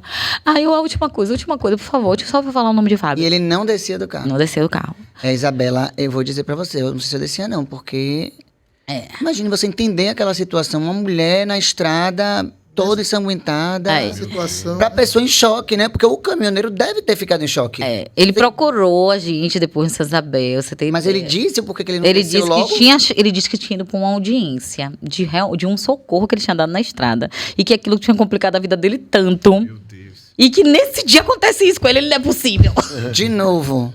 E aí ele me pediu 1000 perdões. Ele disse que ficou 2 meses sem dormir, porque todos os meus relatos na TV, eu lembrava de tudo, amiga. Eu lembrava de todos os detalhes aqui. A perícia, quando... essa mina, até as minhas mãos na barra de meio. A perícia falou, ela falou certinho. Eu botei as mãos. A perícia dizia igualzinho como você contou. Certinho como eu narrei. Tanto é que o lugar onde me jogou, eles conseguiram encontrar, porque o lugar, quando eu identifiquei, né, e falei do lugar. E outra, ficou meu jaleco lá, eles jogaram coisas minhas lá. Ah, sim. E aí... E o motorista, ele desceu? Aí tá, ele não desceu. Aí eu falei, Jesus, a última coisinha que eu vou te pedir antes de morrer. Me leve até lá. Me leve até ele. E aí eu fui, né, até a janela dele. Também eu não fiquei parada na janela, não. Eu já me empendurei, porque eu falei, ele vai arrastar esse carro quando eu sair daqui. Aí eu me empendurei na janela e esse corte que eu tinha aqui espirrava sangue na cara do homem. E ele, assim, moça, desça desse carro, pelo amor de Deus. A senhora tá morrendo. Eu falei, eu sei que eu tô morrendo, moço. Eu não quero ajuda, não quero que você me bote dentro do seu carro, me lê socorro. Não é isso, eu quero que você entenda só rápido o que eu vou te falar. Em 1 minuto, Clarice, eu falei minha história toda pro homem. E o homem parado, eu pego esse celular, tira minha filha de casa, esse homem vai matar minha filha, só ligue pra minha casa e manda minha filha sair de casa, ir pra casa da vizinha, chamar a polícia, ligar pro pai dela, fazer qualquer coisa. E o nome dele é Fábio Barbosa Vieira, eu só falava esse nome, Fábio Barbosa, grave, Fábio, eu só ficava repetindo. Ele, calma, eu vou pegar o telefone. Se a senhora descer do carro, eu pego o telefone. Aí eu falei, Jesus, eu não acredito nisso não, eu desci. Quando eu desci do carro, ele arrastou o caminhão. Eu falei, meu Deus, ele não teve coragem nem de pegar o telefone. Eu não pedi para ele me dar socorro. Eu não pedi para me levar para o hospital. Eu só pedi para ele fazer uma ligação. Aí eu comecei a chorar. E aí eu olhei para mim. E eu falei, meu Deus, eu só tava de sutiã, Clarissa. Eu não tinha mais. E a calça não descia do corpo. Né? Porque eu tinha... Na verdade, o meu quadril eu sempre fui lá. E a calça de branca era vermelha de sangue. E meu cabelo era puro sangue. Minhas mãos toda cortada, aberta. Eu falei, Jesus do céu, o que é isso? Eu realmente tô um zumbi. Eu vou morrer aqui. Como é que alguém vai me dar ajuda desse jeito? E aí eu pensei, ai meu Deus, a iniquidade tá tão grande na terra que ele nem pegou o telefone, me leva logo, não aguento mais não. Já falei o nome de Fábio, vou encontrar meu corpo, plano A voltando, vou encontrar meu corpo, vamos fazer perícia. Eu já falei o nome de Fábio, esse homem vai aparecer e vai falar que eu falei esse nome de Fábio. Tá nas suas mãos agora, eu não aguento mais. E aí, quando eu desacreditei, eu perdi a força total. Eu não tinha mais controle das minhas pernas. E aí eu fui cambaleando tipo assim, instinto. Falei, Deus, eu não quero ver um carro passar por cima da minha cabeça, velho. Porque eu vou cair aqui. Eu tava muito lúcida ainda. Mas eu não tinha força. Aí eu falei assim, como é que eu faço? Aí eu fui cambaleando. Eu me bati em um outro carro. Que parou um pouco na frente. E no que eu me bati, aí tinha esse guarda-rei. Eu falei, mas eu ainda posso ficar segurando aqui. Aí eu tentei. Cai. Ficou minhas mãos lá. Eu não consegui ficar apoiada, porque eu pensei, se eu ficar apoiada, alguém vai passar, vai ver que eu tô viva. E se eu ficar no chão, ninguém vai ver que eu tô viva ainda, até eu morrer. E aí não teve jeito, eu caí, não tive mais, eu tentei movimentar meu corpo, não movimentava nada, testei, a única coisa que movimentava era esses dedos dessa mão de cá. E aí eu orando já, pensando a Deus, Senhor, venha me buscar, não aguento mais, não deixa o urubu. Já você pensa 1000 coisas. Falei, o urubu vai me comer viva não, deixa eu morrer primeiro. E eu orando, só pra poder meu coração parar. E aí eu ouvi uma voz. Era de um homem. Moça, aí eu não, achei que era eles que tinham voltado. Eu, pelo amor de Deus, me deixem em paz, eu já vou morrer, eu já tô me sentindo morrendo, pronto, acabou. Aí ele, não, a gente vai te ajudar, o que foi que aconteceu? Aí eu falei, rápido, né? Eu falei, eu tô morrendo, sou da área de saúde, eu trabalho no UTI, eu tô morrendo, não me sinto mais meu corpo, mas ainda tô com o cérebro funcionando. E falei, pega o telefone, liga logo aí pra polícia, fala o nome dele pra você não esquecer. Eu só falava a mesma coisa. E aí ele fez assim, aquela lesão pós-traumática de você falar, repetir a mesma coisa. Aí ele fez assim, não, a gente vai ligar pra SAMU, já ligou pra SAMU, não sei o quê. E o carro que eu tinha me batido foi também o que me ajudou, porque quando ele parou lá na frente, o casal de moto que passou, achou assim, o carro tá ali parado, um corpo no chão, esse homem atropelou a mulher e não quer dar socorro. Sim. Entendeu? Pararam. Entendi. Aí fui até ele, o casal, falou, vem cá, você viu que tem um corpo de uma mulher ali? Ele, poxa, ela tava caminhando, cambaleando aí na pista, até que ela caiu, e eu tô aqui tentando entender o que aconteceu com essa mulher. Não vi nenhum movimento de ninguém. Aí ele, não, eu vou lá. Aí ele voltou na contramão, você vê como Deus é bom, né? Voltou na contramão, e aí, não, ele falou, a mulher falou pra ele, mas ela tá morta. Ele, não, os dedos dela balançam. Ele viu que minha mão balançava e foi o que estimulou ele a voltar. E quando ele voltou, que ele viu que eu tava falando tudo, ele, não, a gente já ligou pra SAMU. Fique tranquila, você não vai morrer, não. Eu falei, não, eu já tô morrendo, só grava esse nome, não esquece não. Pega esse celular seu aí, bote aí esse nome, ligue aí. E eu só falava a mesma coisa.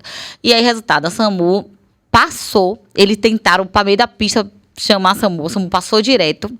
Aí veio um outro cara que ligou pra Via Bahia. A Via Bahia foi rápido, porque a Via Bahia era logo no outro lado da rua, mais adiante. E aí a Via Bahia conseguiram me levar pro hospital do subúrbio. Lá, eu ainda lúcida, eles fizeram as medidas, né, iniciais, queriam me entubar. Eu pedi, pelo amor de Deus, que não me entubasse, porque eu tava com medo de morrer e não falar o meu depoimento.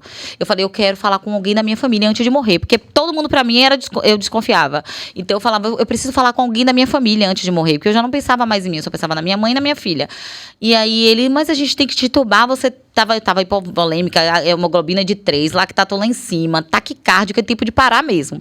Aí ele fez assim, ela vai parar. Eu falei, não, moço, faz qualquer coisa, faz um estímulo com soro, qualquer coisa, mas não me entuba agora. Dá pra ficar, eu sinto que eu consigo segurar. Chama alguém do Santa Isabel, pede pra alguém vir aqui. Eu comecei a falar um monte de besteira.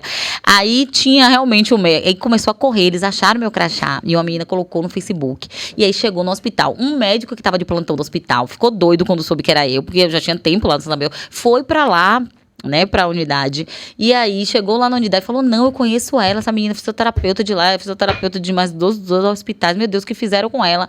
E aí, começou a correr minha foto, né, aí todo mundo falava, mas acabou com a vida dela, porque quem via minha foto ali jamais imaginaria que eu ficaria bem, né? E aí, resultado, eu consegui esperar. Meu ex-marido, que eu fui casada há 15 anos, era advogado e policial civil também. Ele chegou rápido, ele estava no cinema com a namorada dele, ele chegou rápido lá. Eu consegui falar com ele tudo que tinha acontecido. Ele teve a ideia. Aí ligaram pra Fátima, minha irmã, porque eu dei o telefone da minha irmã, ligaram pra minha irmã do hospital. E falaram, encontraram sua irmã em estado grave e tá em estado grave. Não disse que tá pra morrer, nem tá em estado grave. Minha irmã fez o quê? Ligou pro agressor.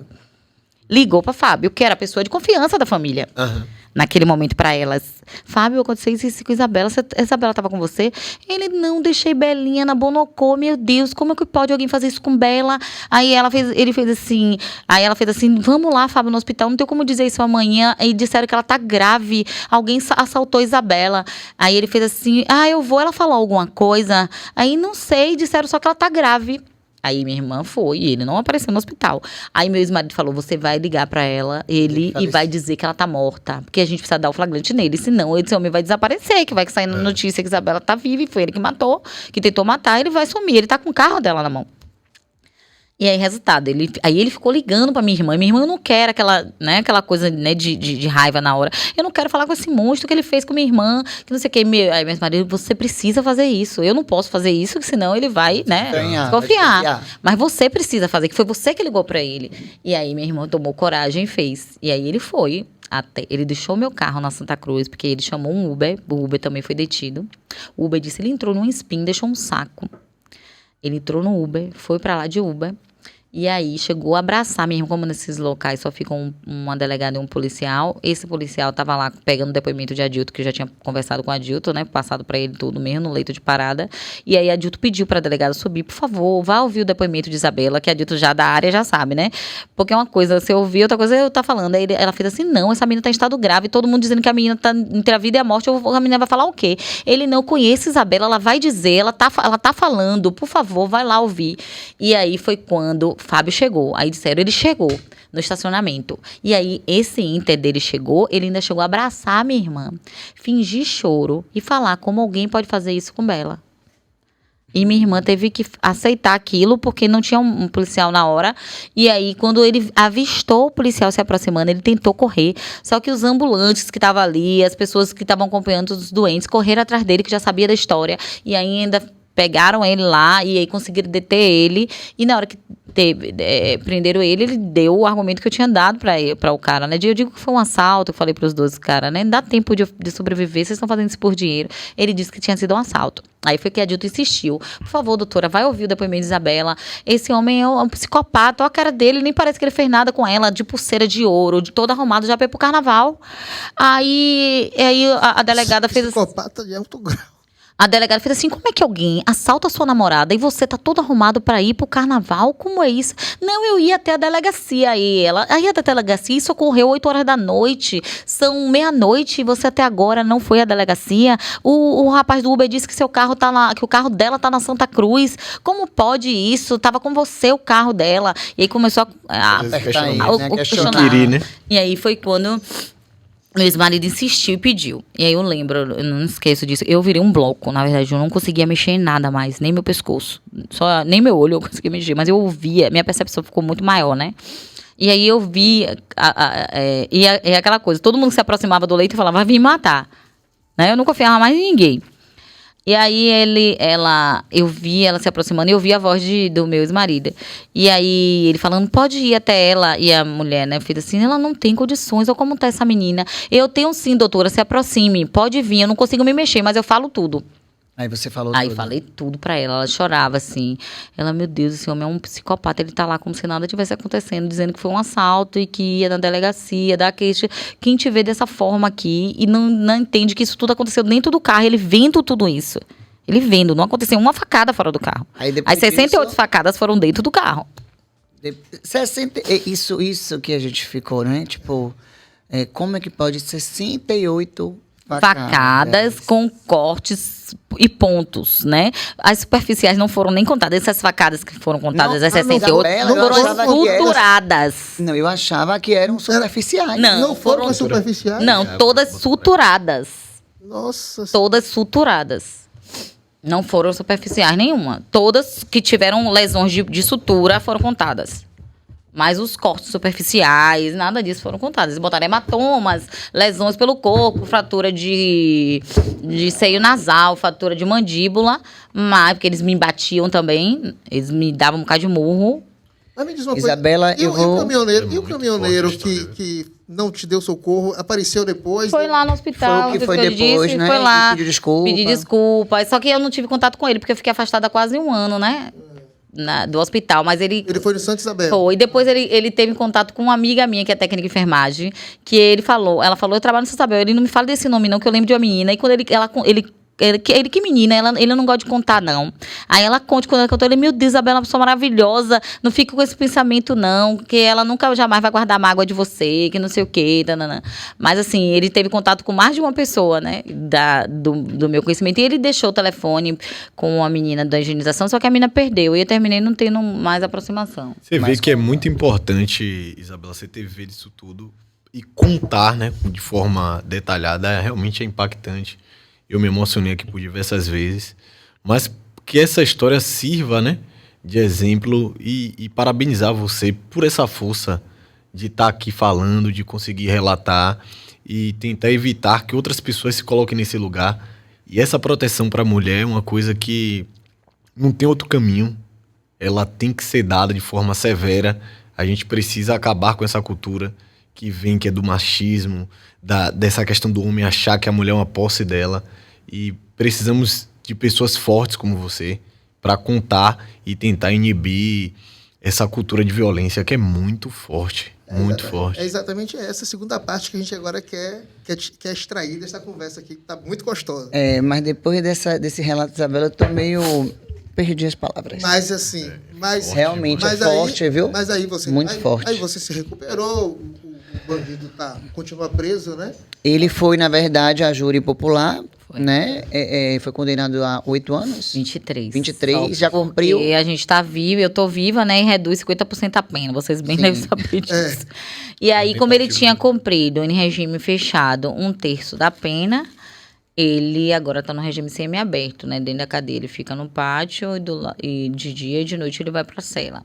Aí o que mais me inquietou foi que há pouco tempo saiu o indulto aí da Semana Santa e eu simplesmente não recebi nenhuma notificação do Ministério Público que ele ia ter essa concessão e o Ministério Público vinculou essa saída dele com a tornozeleira eletrônica e com uma avaliação psicológica. Simplesmente o juiz negligenciou isso aí, não sei se ele copiou e colou, ele ignorou, liberou o indivíduo sem essas condições, pegou uma resposta da SEAP de 2019, dizendo que não tinha tornozeleira eletrônica, que por isso que o indivíduo poderia sair sem. Sendo que a gente entrou em contato com a SEAP disse que não recebeu nenhum tipo de pedido naquele período e que eles tinham 138 tornozeleiras eletrônicas disponíveis.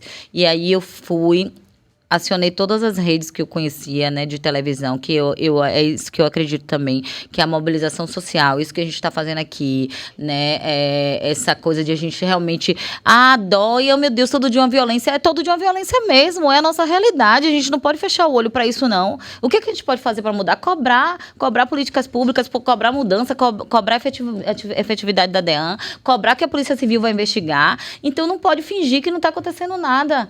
Porque dói. Inclusive, a gente acompanhamos, inclusive, sua indignação, com toda razão, inclusive, com essa possibilidade dele sair e ser o mínimo informado. Né? E posso dizer que só não saiu porque você bradou.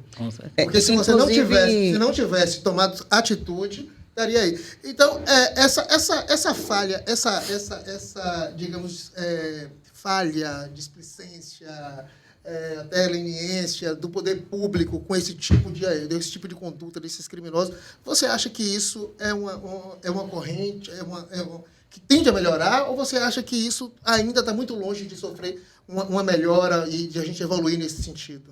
Eu acho que essa impunidade, ela fortalece o agressor, porque não é nenhum achar meu, sabe? Porque, assim, hoje com esse projeto que eu tenho para a mulher, eu já ouvi de agressores dizer para mim assim: não adianta, doutora, não vai dar em nada, eu vou ser preso, depois vou ser solto. E eu falo assim, meu Deus do céu, realmente tô ouvindo isso do agressor. Cadê a Polícia Civil que não veio me pegar? Vocês não conseguiram pedir de prisão? Eu tô aqui. Até hoje a Polícia Civil não veio me prender. E isso não é um caso que foge à regra, não. Isso é a regra. Eu conheço também alguns casos com de prisão. Todo mundo sabe onde o agressor está, só a polícia que não sabe. Mas, veja bem, no Rio de Janeiro, acho que você deve ter acompanhado isso há pouco tempo atrás, deve ter no máximo 2 anos isso, uma juíza de direito separada, que estava sofrendo ameaça, e aí a gente tem que colocar que ela não fazia parte de uma parcela da camada social que não tem direito à instrução, que não tem acesso a essa coisa, e o marido dela é um engenheiro, também que tem uma determinada formação. Né? Exatamente. Ele, por conta das ameaças, ela ficou com escolta policial durante um certo tempo e depois decidiu que não era mais interessante, não precisava mais. Na primeira oportunidade que teve, né, quando ela foi entregar as crianças para passar um final de semana com ele matou, né, na vista das crianças. Essa falta de percepção do Poder Judiciário, da Justiça, essa falta de sensibilidade, seria uma falta de sensibilidade para que essas pessoas, essas mulheres, provavelmente as mais pobres, né, que não têm mais, fossem protegidas? Eu acho que realmente é uma falta de importância com a vida do outro. Porque é como se só a gente que vivesse violência sentisse o quanto é difícil, o quanto é arriscado, o quanto eles são cruéis. Você conhece o lado pior da humanidade. É algo assustador, porque assim, para você conseguir vencer isso, para você ter coragem de viver após a violência, você tem que passar por cima do medo. Eu não digo a você, Isabela, você não tem medo? Tenho medo, mas acima do medo eu tenho coragem de sair para viver. Eu não vou ficar em casa presa porque ele tentou me matar. Mas eu tenho medo? Tenho. Entro no meu carro olhando pros 4 cantos, tô num lugar já mando localização para minha família. É assim que eu vivo hoje. Mas eu não deixo de viver. E com relação a se relacionar, né? Relacionamento amoroso, você hoje... Eu estava pensando nisso aqui agora. Porque, assim, você falou, né? Deu seu relato no hospital, que você falou que você tinha medo de qualquer pessoa que fosse estranha ao seu meio âmbito familiar, né? Você faz que, inclusive, a delegada veio com a voz e você ouvia a voz, ai meu Deus, chegou para me matar. Então, todo mundo que se aproximava, e agora você fala que você tem esse medo, né? Você fica em alerta, 24 horas em alerta.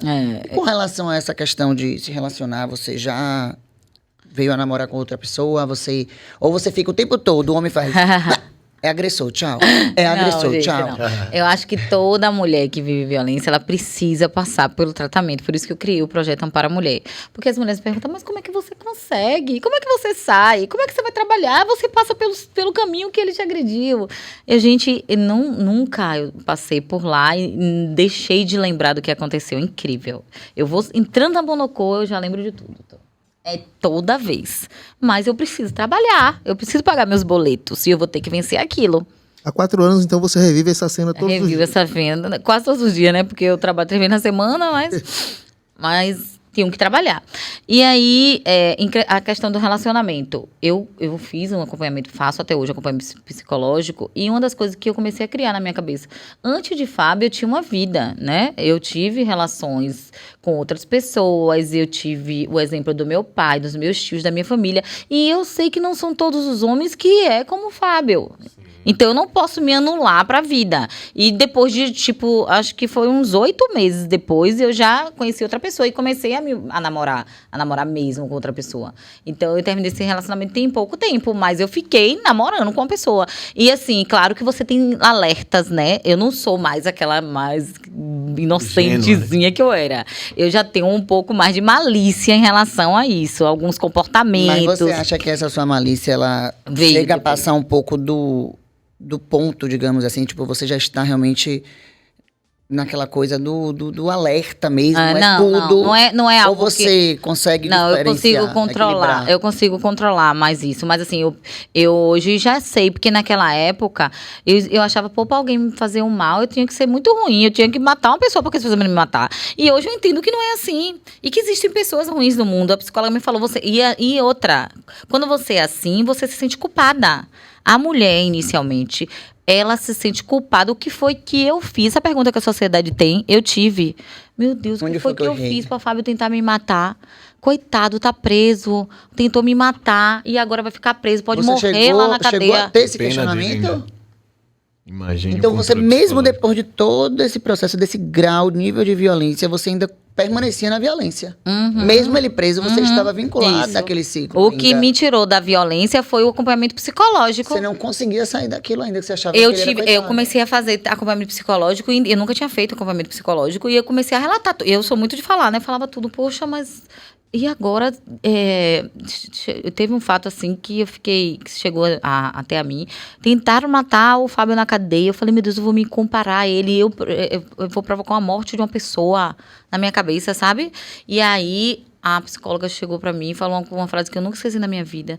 Tudo que acontecer na vida dele, a partir daquele dia em diante, ele é o responsável. Foi ele que procurou aquilo. Então, ele pode morrer amanhã e você não vai ter nada a ver com isso.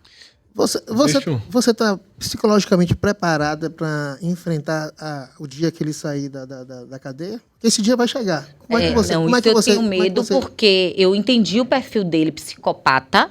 Eu acho que esse homem é um psicopata. E realmente eu tenho muito medo que ele saia da cadeia. E por eu estar bem, vivendo minha vida, e eu posto nas minhas redes sociais isso, porque eu posto um pouco, né? Tento fazer, que eu trabalho muito, né? Eu tento fazer isso para poder as minhas seguidoras também ter esse estímulo de que é possível você viver após violência doméstica. E isso irritar a pessoa, né? Poxa, eu não consegui destruir ela fisicamente, não consegui destruir ela emocionalmente, e agora eu posso tentar concluir o que eu comecei. Esse medo existe. Isabela, fazer um contraponto aqui, que a gente trouxe a questão da justiça. E nós, enquanto advogados, né, principalmente eu que sou advogado criminalista, é preciso a gente entender o que é o processo criminal.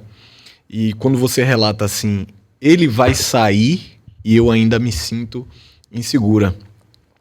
E é uma fala que é corrente, que se repete. Porém, agora a gente teve uma mudança legislativa e aí a gente também tem que pensar que existiu uma evolução legislativa em relação à proteção à mulher.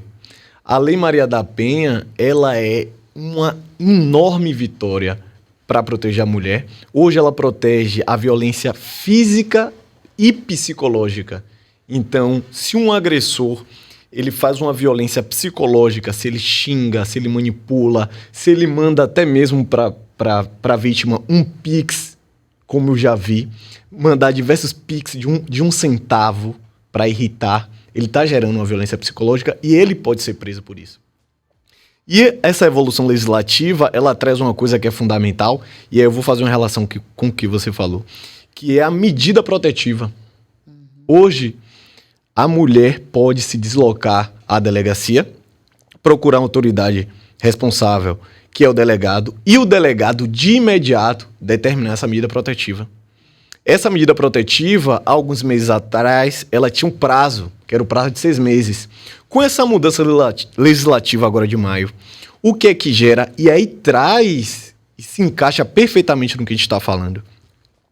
A medida protetiva agora é algo autônomo do processo. O que isso quer dizer?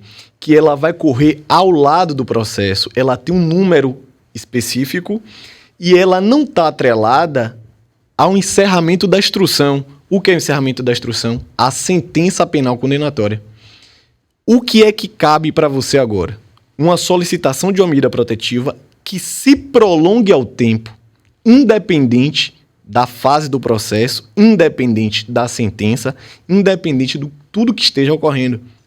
E essa mudança legislativa que aconteceu agora, ela não determina, ela tira o prazo, que era de 6 meses, da medida protetiva, e ela pode prosseguir no tempo. Eu acho que traz essa solução dessa insegurança que você tem, que é normal, do processo acabar e você se sentir insegura. Agora sim, deixa Eu quero falar também, porque eu sou mulher e eu falo a Isabela, que depois eu vou falar isso aí. Maravilhoso, a gente acompanha essas evoluções, mas a prática, isso não funciona de forma efetiva. O exemplo foi agora no indulto. Eu não fui informada, a Lei Maria da Penha, no artigo 121, diz que a vítima tem que ser informada. Ele está condenado, o Fábio foi condenado, tem 6 meses a condenação desse homem, ele simplesmente recebeu o indulto e eu nem sequer fui abusada, sendo que estava vinculado a uma tornozeleira que nem sequer pediram, ele ia sair sem nada. Ele só não saiu porque minha rede de proteção é maior do que eu imagino, e uma pessoa me informou que ele ia sair naquele dia e eu fiz aquela revolução toda. Então, assim, existe o botão do pânico, existe, estava lá também solicitado para mim um botão do pânico, só que eu nem sabia que ele ia ser solto, imagine ter direito a um botão do pânico. Então, assim, são várias coisas, conquistas que a gente conseguiu com a Lei Maria da Penha, inclusive a valorização e o reconhecimento da violência psicológica, que isso é recente, só que para você provar uma violência psicológica, meu amigo, você da criminalidade deve saber, mas é que hoje uma também novela tudo. Essa dificuldade é que tem que acabar. Não, mas é que também a alteração, ela traz também essa previsão, né? De não necessariamente você ter que trazer ao pedido da medida protetiva a prova. Justificativas fáticas. Você Essa mudança também aconteceu. Isso eu achei um ponto muito positivo. Agora, sim, eu penso como advogada e como mulher e vejo relatos de outras mulheres. Eu também faço parte do grupo que Isabela criou, que é o Ampara Mulher, né? Que é um projeto muito bonito, que dá esse auxílio tanto psicológico, né? Como também jurídico, pedagógico, enfim, para as mulheres e seus filhos. E o que é que eu penso? A lei, como todas as leis, né, em nosso país, a maioria muito bonita, muito bem feita. O problema é efetivar. O problema é quando a mulher, eu penso, é o meu posicionamento e a minha crítica, né, como advogada, quando acompanho algumas clientes, quando a gente chega na delegacia, ali já começa a história, né? A forma como essa mulher é recepcionada, o acolhimento. Então, a gente volta para aquele começo da nossa conversa. A mulher, quando chega como vítima, ela, na verdade, está chegando ali parecendo que ela é a culpada. Não, todo louvor à Lei Maria da Penha. Sim, Isso, a gente não pode tirar todo o mérito, esse mérito não, da legislação. É uma conquista. Mas antes, você tem muita coisa até chegar na justiça, e a mulher tem muitos obstáculos a ultrapassar. Sim. Então, isso torna cada vez mais difícil. Então, a mulher, como Isabela já disse aqui antes, a mulher vai... Primeiro, ela não sabe se vai ou não. Né? A primeira luta, né? É a primeira luta, ela não sabe se vai. É com ela, é interna. Essa primeira luta é interna, e inclusive com integrantes da família, porque eu já ouvi casos em que a mãe dessa mulher justifica assim, pra quê? Você vai perder isso aqui? Tipo, eu passei por isso e tô aqui. A gente ouve isso de outras mulheres. E no processo penal... E aí é isso que, inclusive, seria interessante, se eu ouvir uma opinião sua, porque a gente vai aqui em 2021... Nós tivemos recorde de toda forma de violência contra a mulher. E aqui no Nordeste, nós tivemos um crescimento exponencial em Salvador, na Bahia, em Pernambuco e no Ceará. Em 2022, Nós também... Esse Em é recorde 2022, eu trago aqui, inclusive, uma pesquisa que foi... O nome da pesquisa é Visível e Invisível, a vitimização de mulheres no Brasil, quarta edição, Datafolha, 2023. 35 mulheres foram agredidas fisicamente ou verbalmente por minuto no Brasil em 2022. Sabe o que são 35 pessoas sendo agredidas por minuto? Pois é, em São Paulo, a cada 18 horas, uma mulher sofre violência. Pessoas não, mulher. Uma mulher... Corrigindo aqui que eu falei pessoas. Mulher. Uma mulher sofre violência, seja ela Sim. física ou psicológica. No Rio de Janeiro, a quadra é 24 horas. Aqui na Bahia, são 6. Aqui em Salvador, são 6 por semana. Salvo engano, o número está crescendo. Em que pese crescendo. toda Isso essa já são legislação. dados preliminares de 2023. E no Brasil, de modo geral, a cada 4 dias, uma mulher sofre violência física. Então, assim, mesmo com a Lei Maria da Penha aí, já há muito tempo, etc., esses índices vêm aumentando e a gente não vai e o poder público não vai encontrando soluções para coibir isso. O que é que tem que ser feito? O que é que tem que acontecer para que esses números comecem a cair? Eu acho que se pelo menos a gente tivesse alguns exemplos positivos, né, já seria um passo. Porque se você tem casos, né, não dou só o exemplo do meu, eu tenho um caso que eu acompanho mesmo de Janaína, uma mulher que foi morta pelo seu companheiro e simplesmente ele disse que foi de legítima defesa e foi visto que ela foi encontrada, né, a facada foi de costas. O cara nunca foi, só foi detido inicialmente, foi solto, nunca ficou preso. Ele desafia, inclusive, a família da vítima. Esse caso tem mais ou menos uns 5 anos. O júri popular foi já anulado 2 vezes. E a gente está correndo aí para poder tentar reverter isso no júri. Sendo que a filha dela, inclusive, ele entrou com um pedido para não utilizar nem da foto dele para divulgar a imagem dele. E conseguiu perante a justiça. E a gente não conseguiu prender esse indivíduo. Não conseguiu nem que o júri ocorra. Então, assim, existe essa fragilidade na lei que fortalece o agressor e cada dia os agressores estão mais ousados, sabe? Porque você preso, daqui a pouco você solto mesmo, essas regalias todas, essa questão de o agressor também tem os seus direitos, mas como é que de que forma avalia? Fábio não passou por uma avaliação psicológica. Isso dá o direito de um juiz determinar que esse homem tem direito a um induto? Com 6 meses, você falou, não foi? De cumprimento? O julgamento foi em outubro. Ele já ia sair agora em abril. Quer dizer, ele foi condenado em outubro. Em abril ele vai sair. Então, porque, na verdade, ele estava preventivamente. Ele estava preso anteriormente. Mas, assim, não justifica não ter uma avaliação. Se existe análise de perfil de agressor e não passar por um processo dele, sendo que o Ministério Público reconheceu isso e pediu ao juiz. Vamos alinhar essa saída dele a um relatório psicológico. O juiz negligenciou isso, ou não leu, ou não viu, ou o assistente dele copiou e colou, e ele nem leu o meu inquérito, porque minha vida para ele não importa, que é assim que eu me sinto. Eu sinto que minha vida é mais uma, e ele não vai estar nem aí para minha vida, assim como ele não deve estar para diversas outras, e as mulheres estão morrendo todos os dias. É isso que eu acho que seria uma sugestão assertiva, que é não esquecer a vítima no processo penal. Então, a vítima é esquecida a todo tempo e nós focamos apenas na punição do réu.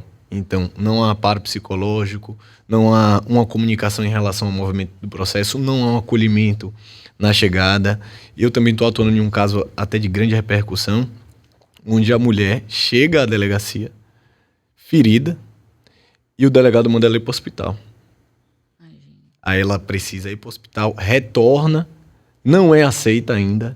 Aí retorna, vai pela 3ª vez com a mãe e aí consegue registrar um boletim de ocorrência. Absurdo. Então, assim, preciso esse cuidado para amparar a vítima. E eu acho que a legislação, ela tem que seguir nesse sentido e ela só vai seguir nesse sentido quando ela der voz a você. Quando ela entender quais são as dores da vítima. E eles ficam fazendo propaganda, liguem para o 180, como se fosse fácil, sabe? Eles mostram uma facilidade que não existe. A vítima me liga final de semana, fala, Isabela, eu liguei, ninguém veio aqui em casa, ele tá me batendo, e aí, porque eu moro num lugar perigoso, eles disseram que não entra aqui, não. Eu falei, meu Deus, o que é que eu também não posso, eu não sou delegada, eu não sou policial, eu vou tentar ver aqui o que é que a gente pode fazer, mas assim, eu vou rezar para que você se mantenha viva até o próximo dia útil, que eu consiga me encontrar com você no lugar e te acompanhar até a delegacia. Após a violência, você teve algum amparo? Nenhum do sistema? Do sistema do Estado. Nenhum do sistema nenhum, nem a Maria da Penha. Porque no início, como o meu caso teve uma repercussão, me ligaram da Maria da Penha. Quando você começa a trabalhar, a gente vai fazer seu monitoramento. Pedi, cadê você até hoje? São 37 policiais para a Bahia toda. A gente não tá. 37 policiais para a Bahia inteira. É só para dizer que tem. Às vezes a sensação que eu tenho é assim que existe. Não faz de conta. Existem essas lendas que eu preciso mostrar que tenho para poder tentar dizer que eu estou fazendo alguma coisa, mas a efetividade Não existe. Agora, tudo isso me parece que é um problema cultural, né? Porque nossas crianças acabam sendo criadas e desenvolvidas para serem machistas, né? Serem os pegadores, os possuidores, os dominadores. E os contos de fadas também, né? é o que eu quero dizer. A princesa que vai Então, encontrar assim, o príncipe. Então, o que acaba acontecendo hoje em dia é que esses homens se acham donos, Esse proprietários das sistema mulheres. patriarcal, né? Assim, eu sou mãe, tenho uma filha e um filho, né? Um menino e um menino. E eu sempre tive essa visão, né? Eu falo para João, ele dá risada, eu falo sempre, onde estiver uma mulher sendo agredida, seja de qual forma for, ela pode ter feito o que for, ela pode ser o que for, ela pode ser minha inimiga. Eu digo para ele, não importa, eu estou do lado dela. Aí ele bate palma, a gente brinca, assim, eu digo, porque é isso. Porque aquela ideia que se criou de que mulher não é amiga de mulher. Gente, quem criou isso foi homem, justamente para quebrar a corrente. Né? Porque mulher é amiga de mulher. E essa questão que João traz aqui, da base, da estrutura, né, de onde nasce essa violência, eu defendo isso. Nasce da criação. E vamos lá, as crianças, os filhos, grande parte, a maioria, o percentual, né, maior, são educados, criados, têm um contato maior com a mãe.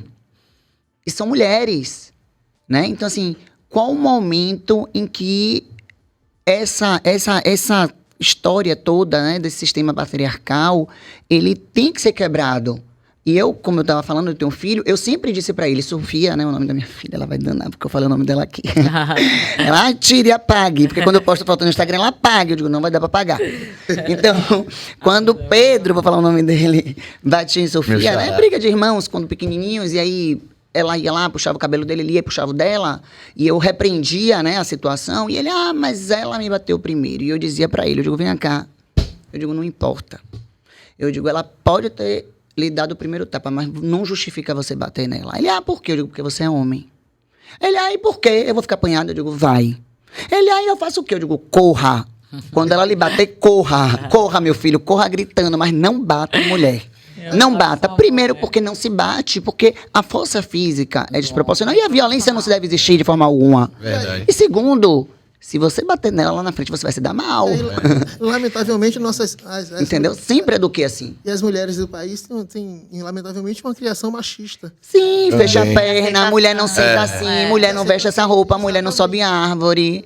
Né? Você não sabe cozinhar, você não vai ser uma boa esposa.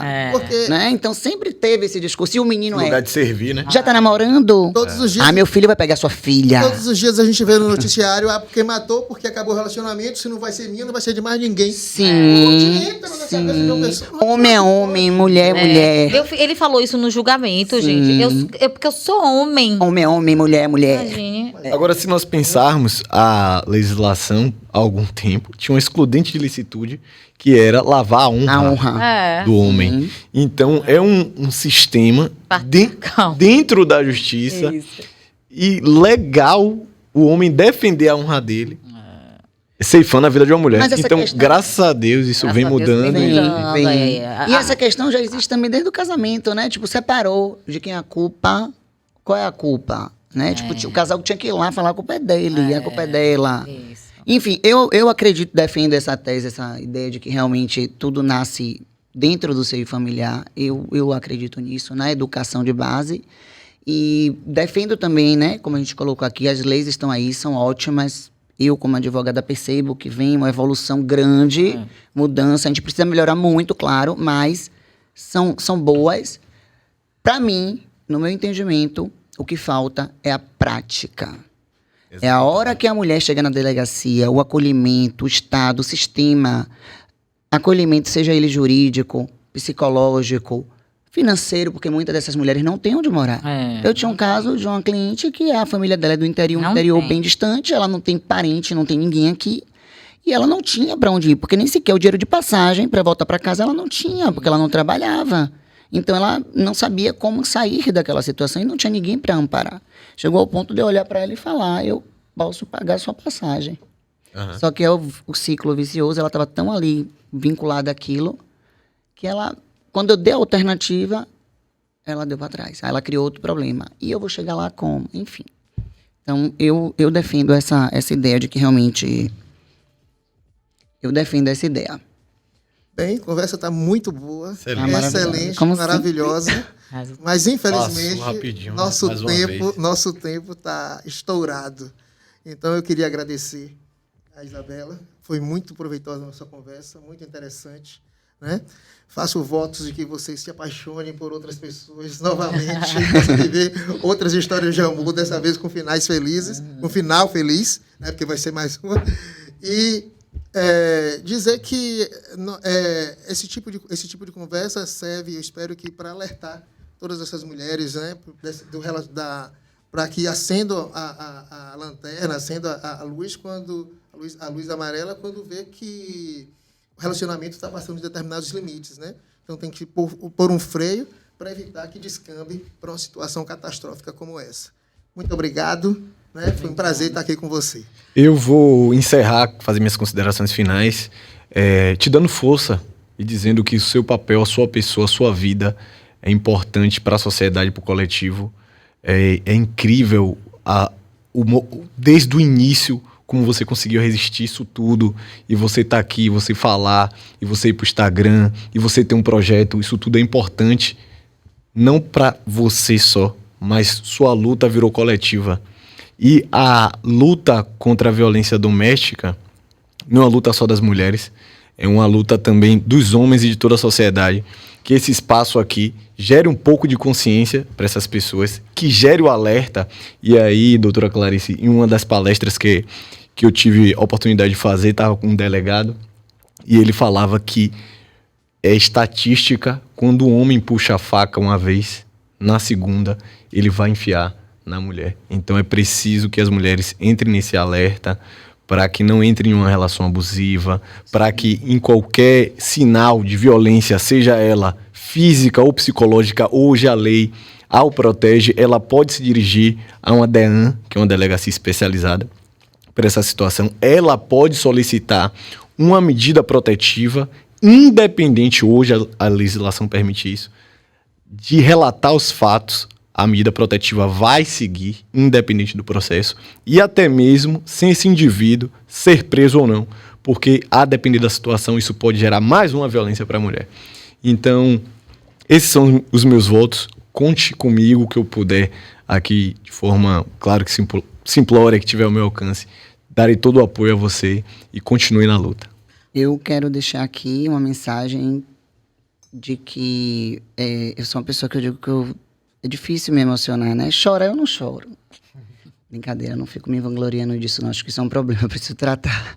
Mas me emocionei muito com sua história, em que pese eu já conheci lá. Mas ouvir você falar, ver você se emocionar. Eu, como mulher, eu digo assim, meu corpo tremeu quando eu ouvi sua história. É muito emocionante. Mais emocionante é ver sua força, né? Você conseguir sair de tudo isso, superar aquele momento. E o pós também. Ver a sua jornada, a sua caminhada hoje com Ampara Mulher crescendo. Esse cuidado com as outras, de pensar nas outras. E o que eu notei no seu relato é que a todo tempo você sempre estava muito mais preocupada com a sua filha. No caso, com a outra mulher que poderia ser vítima dele depois de você. Então, era todo tempo pensando no outro. E o que eu quero deixar aqui, né? O doutor Pedro falou sobre a questão da legislação. Temos aí sim a Lei Maria da Penha, as delegacias. Mulheres não tenham medo de serem rotuladas como vítimas, porque quando você sofre uma violência, você é vítima, sim. E ser vítima não é motivo de vergonha para ninguém. Muito pelo contrário, tem que ser traduzido como tem que ser convertido em força, né? Como a de Isabela. E tentem sair, peçam ajuda. E eu vou dizer para as outras mulheres que talvez não estejam nessa situação ou que já tenham superado, dê a mão, dê apoio. E não só mulheres, homens também, porque vocês são filhos de outras mulheres. né? Então, todos nós estamos ligados ao feminino. E eu acho que a gente fica muito... A gente espera, né? Eu sei que tá passando o tempo, mas deixa eu falar, deixa eu desabafar. Não fique... Seu momento, não corte o microfone dela. Viu? Eu sou apocalíptica desde a adolescência. Eu acho que chega um momento que tem que cortar. Né? Não, eu sou apocalíptica desde a adolescência. Nunca silencie uma mulher. Nunca, meu momento. Ó, Isabela tá aqui. Viu? Então, assim, o que eu quero falar, por fim, é que tem que também ter uma mobilização, como tem a Isabela, que criou aí o Amparo à Mulher, de todos nós, da sociedade, de todos. Não é esperar o sistema, ao Estado, ao sistema. Não. Vamos agir, né? Vamos fazer o nosso pouquinho. Acho que se cada um acolher... Tipo, às vezes você tá vendo o vizinho brigar. Ah, briga de marido e mulher, não se mete a colher. Não se mete a colher, não. Mete o garfo, mete a concha, mete o próximo... Tudo. Tem sim que se envolver. E eu digo isso porque eu tenho isso dentro de mim. Eu sei que isso funciona. Não pode ficar calado. Não, é uma tarefa, me permita só completar aqui, da sociedade civil organizada também, até porque a gente sabe que o Estado, né, no sentido amplo da palavra, ele deixa a desejar em todas as áreas. É muito fácil esperar. Eu paguei meu imposto, na lei tá aí, faça. Não é então, assim. Somos nós. A questão racial tem uma dívida enorme, a questão dos homossexuais é uma dívida enorme, das a mulheres da mulher também. Então, assim, é uma questão realmente de luta de todos nós. E não pense você, porque eu não tenho mulher, porque eu sou sozinho, eu sou homem e não sou afetado. É afetado, sim. É afetado. Não tem para onde correr. E é isso, Isabela. Muito obrigada mesmo. Deixa eu falar delas, considerações finais dela. Faltou muita coisa. Tem que voltar muita aqui, gente vai ter que marcar outro podcast. Vai voltar aqui. Todo mundo que vem tem que voltar. Todo mundo, 2. Eu quero agradecer a todos vocês e dizer mais uma vez que portas assim tem que se abrir mesmo, porque através dessa mobilização a gente cria uma conscientização e cobra também, né? E mostra para as nossas autoridades do poder público, os políticos, os nossos delegados, juízes, que a gente está vendo o que está acontecendo e a gente precisa de mudanças, né? E falar também uma coisa super importante, porque as mulheres, elas não devem se anular, apesar da dificuldade, porque, infelizmente, o nosso único meio que a gente tem é esse. E a gente vai ter que enfrentar essa dificuldade, vai enfrentar as DEANs, vai enfrentar a justiça, vai enfrentar a impunidade, vai ter que passar por isso e priorizar a vida, né? Porque eu acho que a vida ainda não está sendo priorizada. Tem mulheres que morrem em vida. Eu não tô falando daquelas que a gente velou, que teve lá o feminicídio. Tô falando daquelas que estão vivas, sofrendo no relacionamento, mas preferem estar na relação porque o sistema ainda não a acolhe, ainda não a protege, ela não entendeu que está doente psicologicamente, ela não foi tratada. Então, essa mulher que eu digo, vale a pena viver. A sua vida importa muito mais do que qualquer ciclo de relacionamento, do que qualquer sistema ainda, né, de uma impunidade absurda. Então, a gente tem que acordar para as relações e olhar para si, sabe? Olhar para si acima de tudo. É o que eu penso. Obrigado. Muito obrigada.